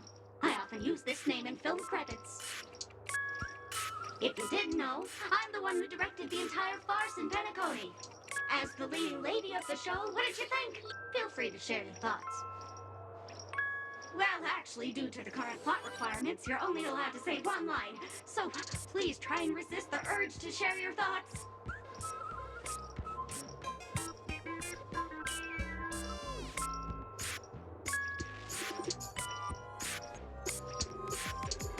Really? You really have no questions? Okay then, what a pity. Since you're done asking questions and I'm done answering, according to the script, I must reveal to you the fact that there's no bomb here at all, thus causing you to want to kick yourself for spending this whole time listening to me prattling on, after which we will part ways. But don't fret, I've also prepared a gift for you. A dream bubble that has the thrilling life and death moments I shared with a beautiful memo keeper. If you haven't seen it yet, you should hurry up and look for Dr. Edward.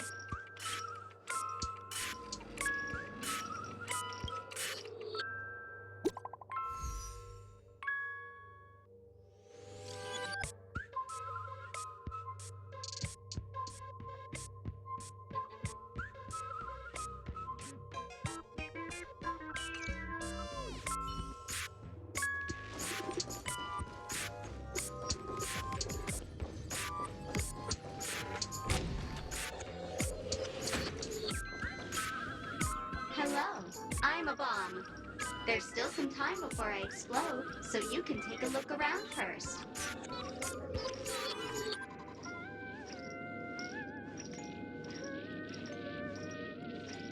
We do not have this function called wait around, but it's no problem. To ease any boredom during your wait, I can play a soothing song for you.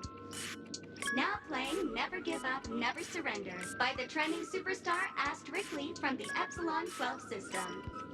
Oh, hang on.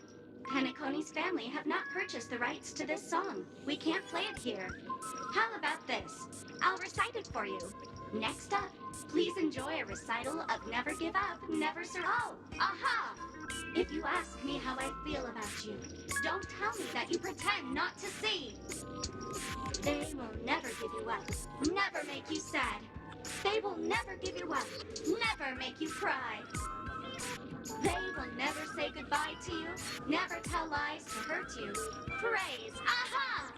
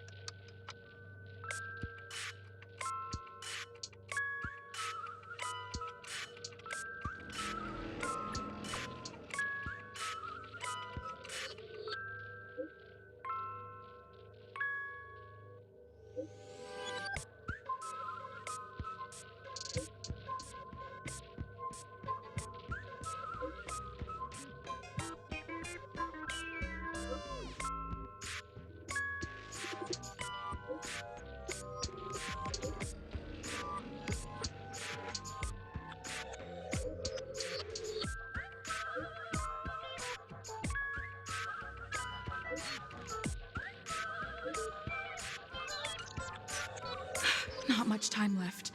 I hope I make it.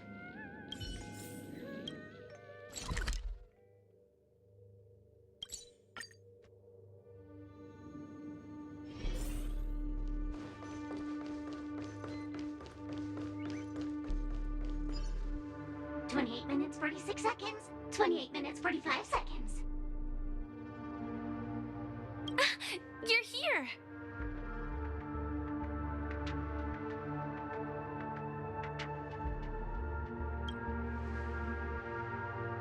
Looks like she also sent you a message. Since you're here, I'll just keep it short. Just over half an hour ago, I received a message from an unknown sender and rushed here as soon as I could. 27 minutes, 52 seconds. 27 minutes, 51 seconds. The Sweet Dream has lost the protection of the Order. If it were to blow up here, the consequences would be unfathomable. I've scrutinized it for a long time, but the bomb's design is incredibly unique, as if it's been locked by some mysterious path force. Apart from its creator, I fear no one knows how to deactivate it.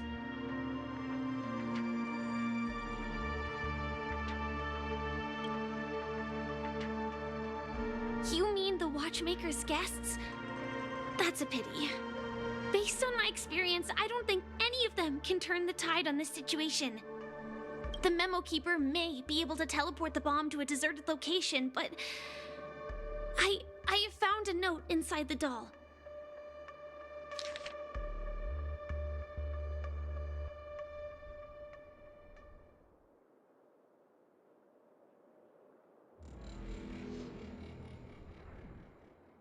I don't know what grudges they have, but this path is a dead end, too. That's probably not possible. Time is running out, and she is a master of disguise. And even if we catch her, she won't come quietly.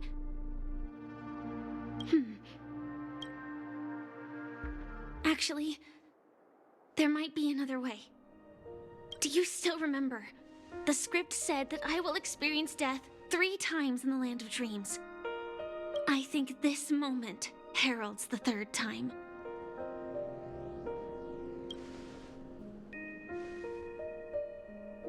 You may already know that I have no way of evoking dreams. I employ a Stellaron Hunter's special method in order to enter dreams instead. This allows me to perform feats that typical dream chasers can't. As long as I can bear the pain of the Memoria pressure, I'll be able to dive into the primal memory zone beyond the dream and extend a lifeline to the Radiant Feldspar. I will take this bomb into the depths of the dreamscape, as deep as possible where there are no living souls around. That way, at least no one will get hurt.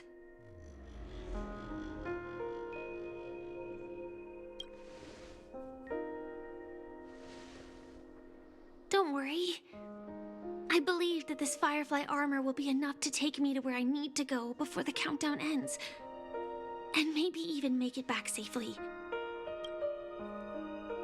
At present, this is our best and most logical course of action. After all, a long story deserves a happy ending. I have some words to share with you, though they were spoken to me by Miss Acheron. She said that the so-called impossible is merely something that is yet to happen. At the moment, there are so many things that seem impossible, but are they really never going to happen? Maybe it's just that the moment to disprove these impossibilities hasn't arrived yet. Whether it be a literal ending, suffering akin to death, or a harrowing deathscape. Before the appointed destination arrives, they are all the same. Yet I can still make myriad choices. I also firmly believe that when that moment arrives for us to make a choice, the answer to our end will already be within our hearts. It is not destiny that shapes us, but we who shape destiny. The Astral Express and the Stellaron Hunters are like light and shadow. We walk on different paths, intertwined, moving forward and growing together. Maybe the end is predestined, but it is not today. Since things are going too well, let's speed up the countdown. Human life is short, just like fireflies to a flame. So if you have an answer in your heart, always remember, don't leave with any regrets. We have this right, don't we?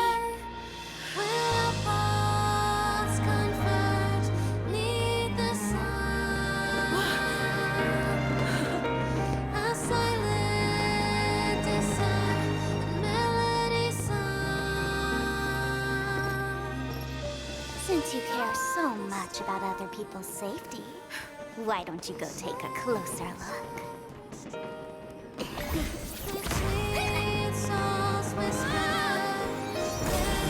You see, everything is possible in this land of dreams. We each came here with our own goals and realized them in unimaginable ways.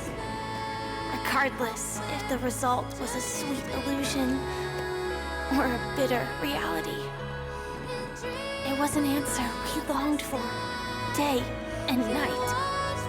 So, why do people choose to slumber? I think it's as you said. Because in the end, we will wake up from our dreams.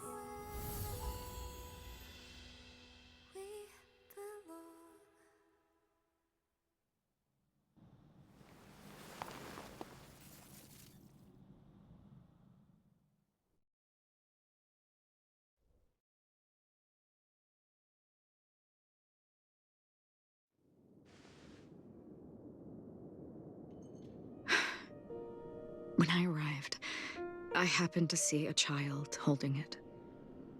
He said the flowers were prepared by Aunt Jessie for the watchmaker and the war comrade he'd missed his whole life. Mikhail would place 2 bunches of flowers here year after year. And after he left, it became 3. Your wishes will always be remembered by someone. Now, Penakoni, as you hoped, has welcomed the dawn after a long, dark night. The path forward may not be a bed of roses, but at least people are prepared to step forth towards freedom. Tiernan, you can go home now. While the Nameless are also preparing for the next stop of their voyage.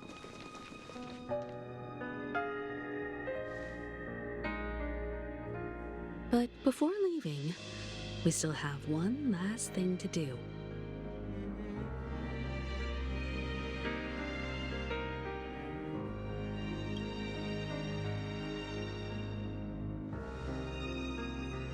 A fitting end to the tale of the departed.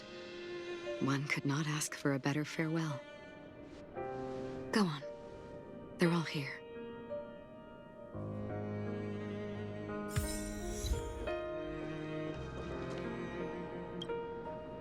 Honestly, when I heard the conductor's request, I was pretty surprised. The Nameless. Those who trailblaze, doing good deeds but never seeking recognition. After all this time, how would we even find those 3 people in such a vast place like Peniconia? But it seems, in the land of the dreams, anything is indeed possible. History may not remember the names of the dead, but the stars will attest to their journeys.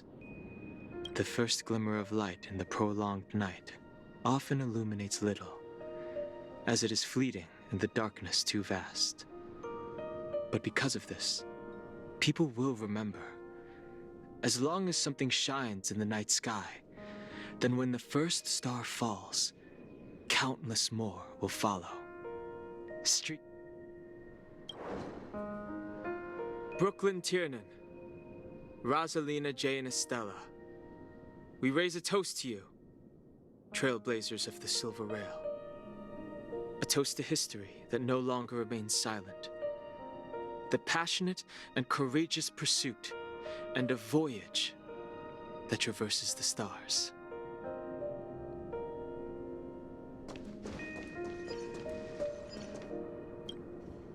That statue. It wasn't here last time. Looks like this is the last riddle that Mr. Gallagher left for us. In the end, we still failed to figure out his true identity, or if he was even a living person.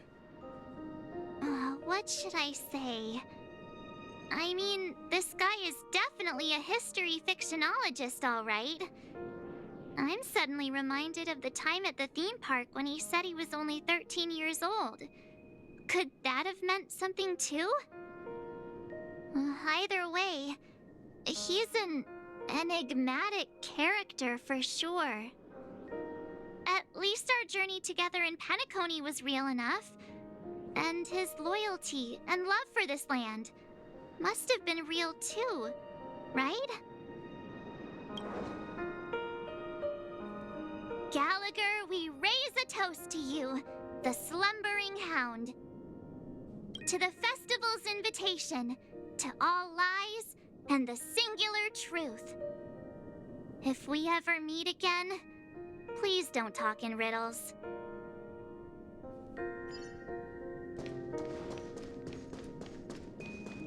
Stream forth the gleam of old blades.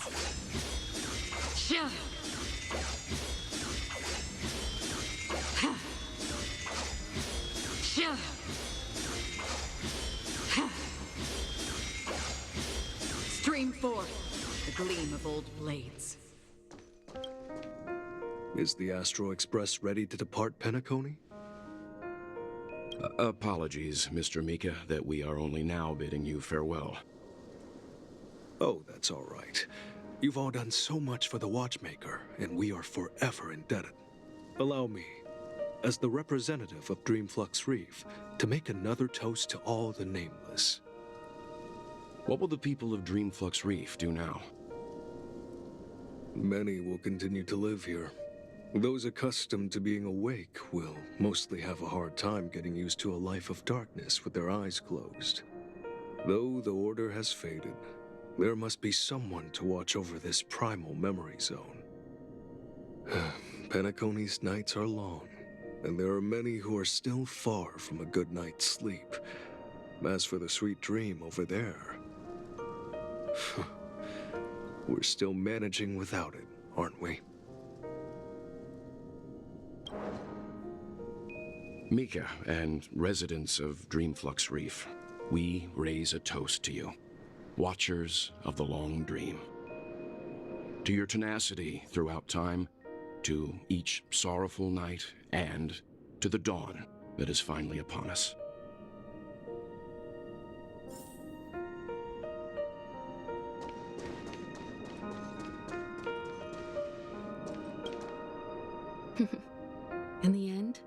we still came full circle. This trailblazing expedition started from the moment you and a bellboy ran into each other. After going on a journey of many twists and turns, they still ended up where they started. Just like a clock's hands that turn round and round, the start and end of each day will always land on 12 o'clock, the advent of time moving forward. There shouldn't be much left to say. This entire adventure started because of you, and should naturally end with you. And then, a new page will be turned. Mikhail Char Legwork, we raise a toast to you, watchmaker of the land of the dreams, nameless of the Astral Express. To Penaconii's past, present, future, and the child's unwavering dream unto death.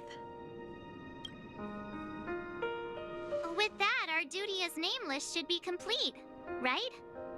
The trailblaze can illuminate the way. But ultimately, the future of a world belongs to those who live in it.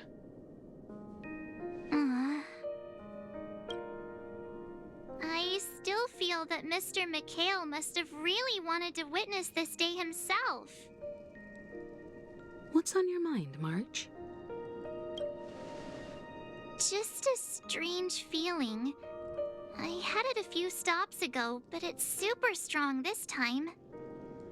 Why not talk about it? Maybe everyone's thinking the same thing. I can't help but think that whether it's Mr. Mikhail, Mr. Tiernan, or Madame Rosalina, their lives must have been long, and they must have experienced plenty of stories. They were also young once, stumbling and bumbling around just like us, getting into scraps and mischief, that sort of stuff. Companions, enemies, journeys, adventures, all the sad and happy memories. The everyday that we're used to, they've lived through them too. But those things are all in the past.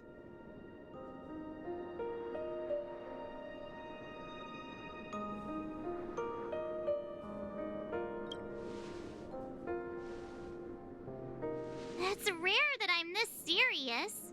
Can't you just humor me for once? Sheesh. It'll be easier to understand if I use an analogy. Like when you're reading a book. If one of its characters keeps running into obstacles and experiences an ending full of regrets, we're bound to feel a bit mixed about it, right?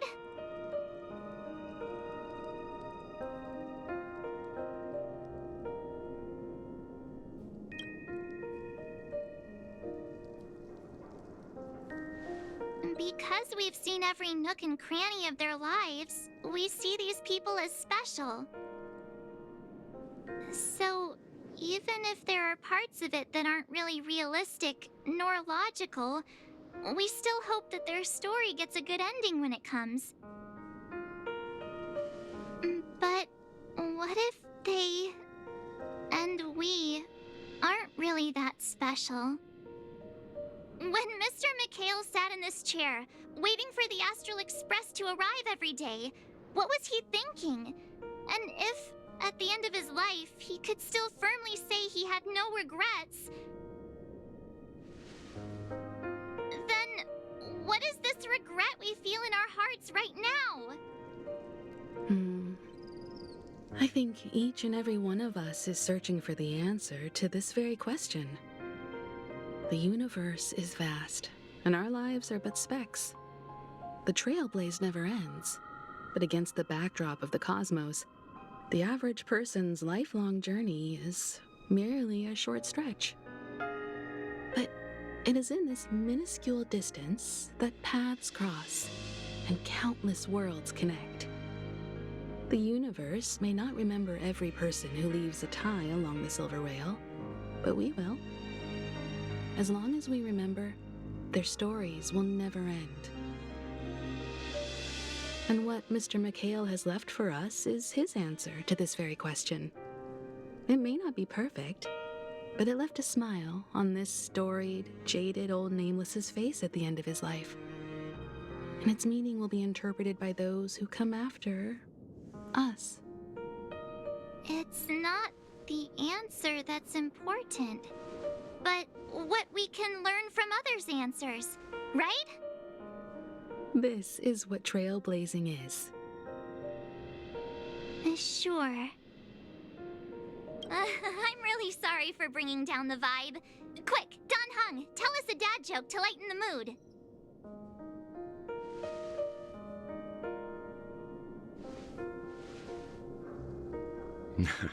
It's never a bad thing to reflect. One day, we'll all have to face our own farewells. But before that, we still have a long way ahead of us together. So the most important thing right now is to tell the conductor what we saw in Peniconie. Then prepare ourselves for our next trailblazing destination. I should get back to the Express. Or maybe I could say my final goodbye to Acheron.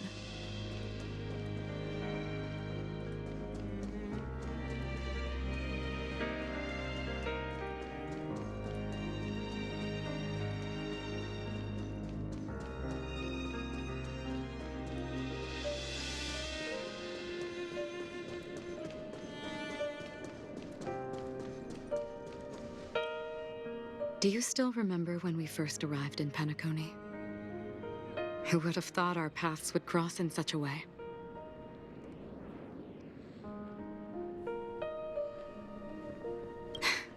Come to think of it, I didn't even get a chance to formally introduce myself. Simply put, I'm a self-annihilator who was cursed by the Nihility. My hometown was destroyed a long time ago, and the whole world was erased beneath their shadow. In order to fight against the cruel end of self-destruction, I went on a journey in search of a way to sever the chains of the Nihility. After a long and grueling search, I am convinced that my destination lies within the depths of the dark web, where reality and the Nihility are separate. In there lurks a secret called Device 9. One day, I'll reach it. The ocean of stars is vast, and given our destinations, I'm afraid our paths may not cross again. But the trailblazing expedition ahead is always full of unknowns, and my blade is sharp enough to sever fate. As long as we maintain our original resolve, I believe there will come a day where we will meet again.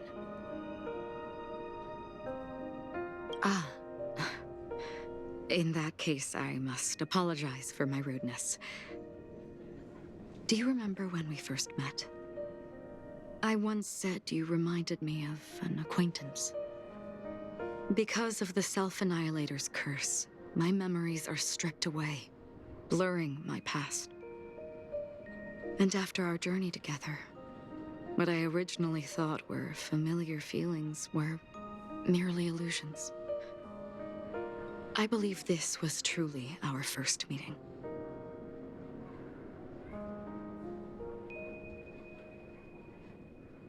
What do you mean? It's improbable that you've crossed paths with my past self. What I mean is, there is nothing left to retrace there. Only nihility.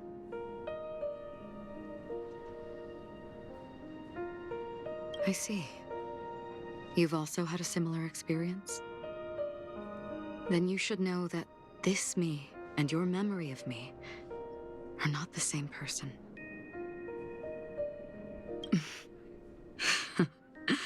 Long ago, I too was like you, with irreplaceable companions.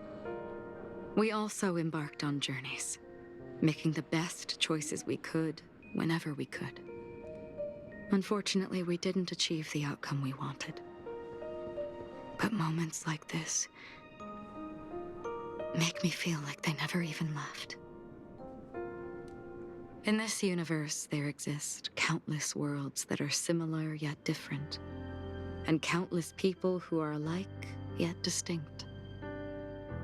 I too have wandered alone, encountering acquaintances on strange worlds, seeing their silhouettes overlap with my past. In your opinion, what does this déjà vu mean?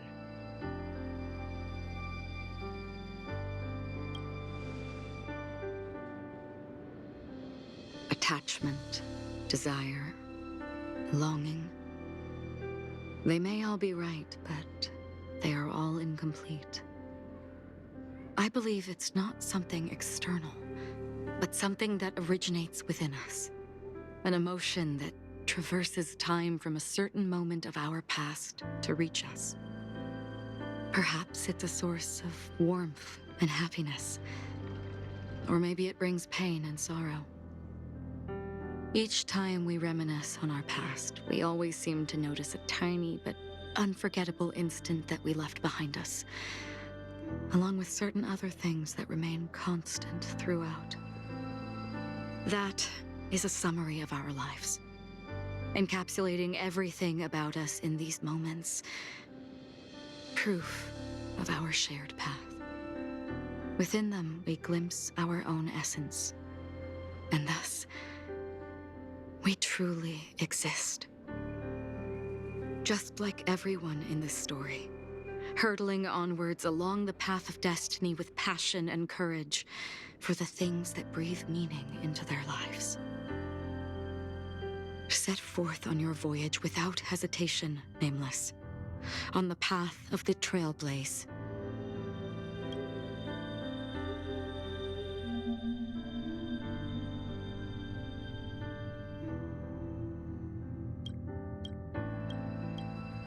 Even if the ending has been predetermined, that's fine. There are countless things that humans cannot change. But before that, on the road towards the end, there are still many things that we can do. And because of this, the end will thus reveal a completely different meaning. This is the meaning of journey. All those things, beautiful before, are still so now. And I believe it will still bloom at the end of the nihility, until we meet again beneath the sun's rays.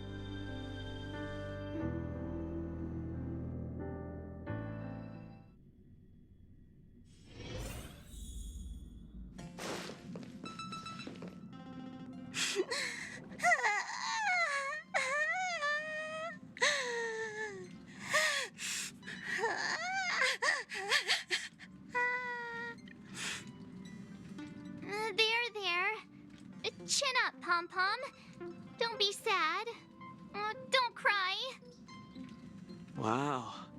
Your method of consolation is truly unsophisticated.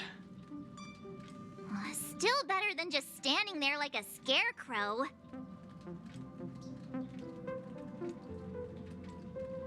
How could you say that? Don't be so mean. And while you're here, why don't you help me comfort Pom-Pom? We told Pom-Pom all about our adventure, and they suddenly started crying. I've never seen Pom-Pom so sad before. The conductor never cries. Pom-Pom is never sad. Pom-Pom is just angry. Yeah, angry. No matter where the express stops, you lot always manage to cause chaos. My well-thought-out timetable completely ignored. If you carry on like this, the express is gonna run out of fuel. That's right. Pom-Pom is just angry. It's not because of Misha, Tiernan, Rosalina, and the rest.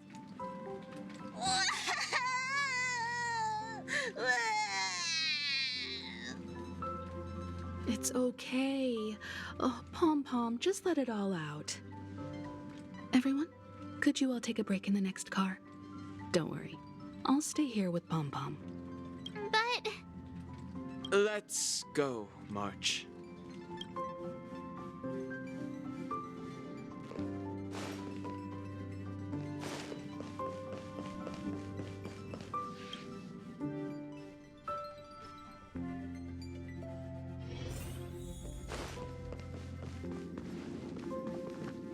I never expected Pom Pom would be so distraught.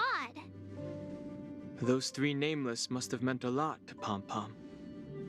No one knows exactly when Pom Pom boarded the Express, but one can surmise that their journey has been filled with many hellos and goodbyes. Probably more than we can imagine. The fact that they're crying so hard is probably a good sign. It proves that Pom Pom's emotions haven't become dulled by the grind of time. They still deeply cherish every nameless who has boarded the Express and value every journey shared with them. Leave it to Himiko. When it comes to comforting, there's no one better on the Express. Well, they were a little emotional at the time, but I'm afraid that's not out of the question. Since you joined us, the Express has stayed longer than anticipated at every stop along the way. And to ensure that everyone always makes it back on board, Pom Pom has had no choice but to delay the warp jump schedule. I see. No wonder I can regularly hear Pom Pom pacing anxiously up and down the corridor. Turns out Pom Pom's been silently putting in a lot of work for us. Wow. Different from typical vehicles, the Astral Express converts every trailblaze into the energy it needs to run. Ideally, as long as trailblazing expeditions continue without interruption, the Express will receive a constant flow of energy, much like a perpetual motion machine. But because of our previous encounters, fuel is being used up much faster than expected. We can probably only pull off 2 more warp jumps at most. Only 2 more? Isn't that super risky? Oh, I don't want to become an ice cube floating around in space again. When you put it like that, it doesn't actually sound too bad. But I don't even want to become an adorable ice cube floating around in space again. Which also means that we must prudently consider our next destination. Yes, I've already checked the astral charts. The 2 nearest worlds to us are the oceanic planet of Lushaka and the agate world Melustanen. As for which one we're headed to, that still requires a vote. Or perhaps you might consider a suggestion. Everyone, we meet again. It's you! Why were you just in my room? It's a very cute room, Miss March. Just like you.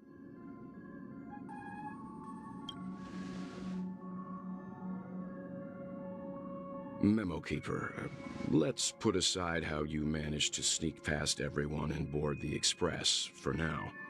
You mentioned a suggestion.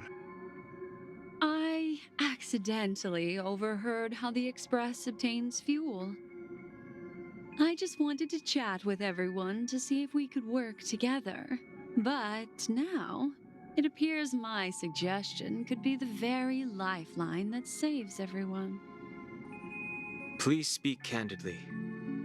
Depending on what you say, we could very well ask you to disembark. Ah, the Permanence's descendant.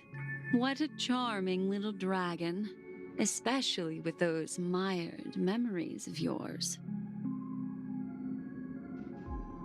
But I digress. If the Astral Express is in urgent need of a special trailblazing expedition to recharge its engine, have you all considered this? Perhaps your destination could be a world that even the renowned Akivili never reached. Should you be able to lay down a new stretch of silver rail, the Express may never have to worry about energy ever again. Trailblazing to a world that even Akivili has never been to? Is that possible? Continue, Memo Keeper. This destination of which you speak, what sort of world is it? A world that many across the universe don't even know exists. A world hidden away from outside observation, its presence only revealed by the light from the mirror of the Garden of Recollection. A world fettered by 3 paths, its destiny hanging in the balance. The Eternal Land, Amphorius.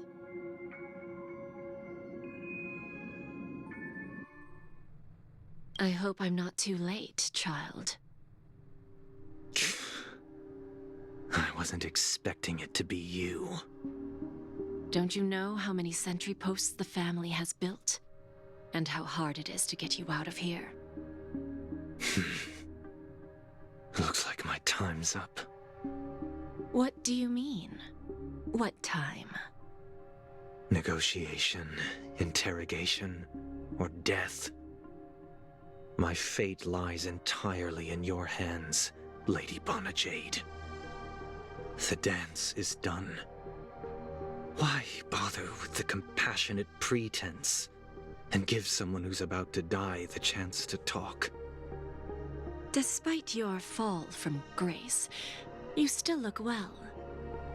I'm very glad to see that you're so full of verve. Do not insult my pride with half-veiled sarcasm. Have you specially come to see me just to sate your vile vanity? Oh, of course not. I merely came to fulfill your younger sister's wishes, to offer you a generous trade. That is, if you're willing to accept. Robin? To build a true haven where everyone can attain peace. That's the oath between you siblings, isn't it? If I told you there was still a chance to realize this vow, would you be willing to talk to me then?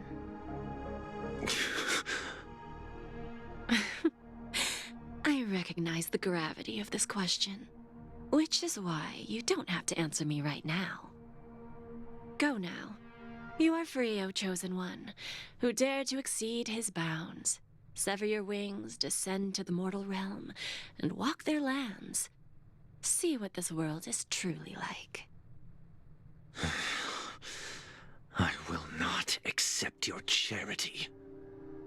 As I mentioned earlier, it's a trade, and you don't have to give me an answer right now.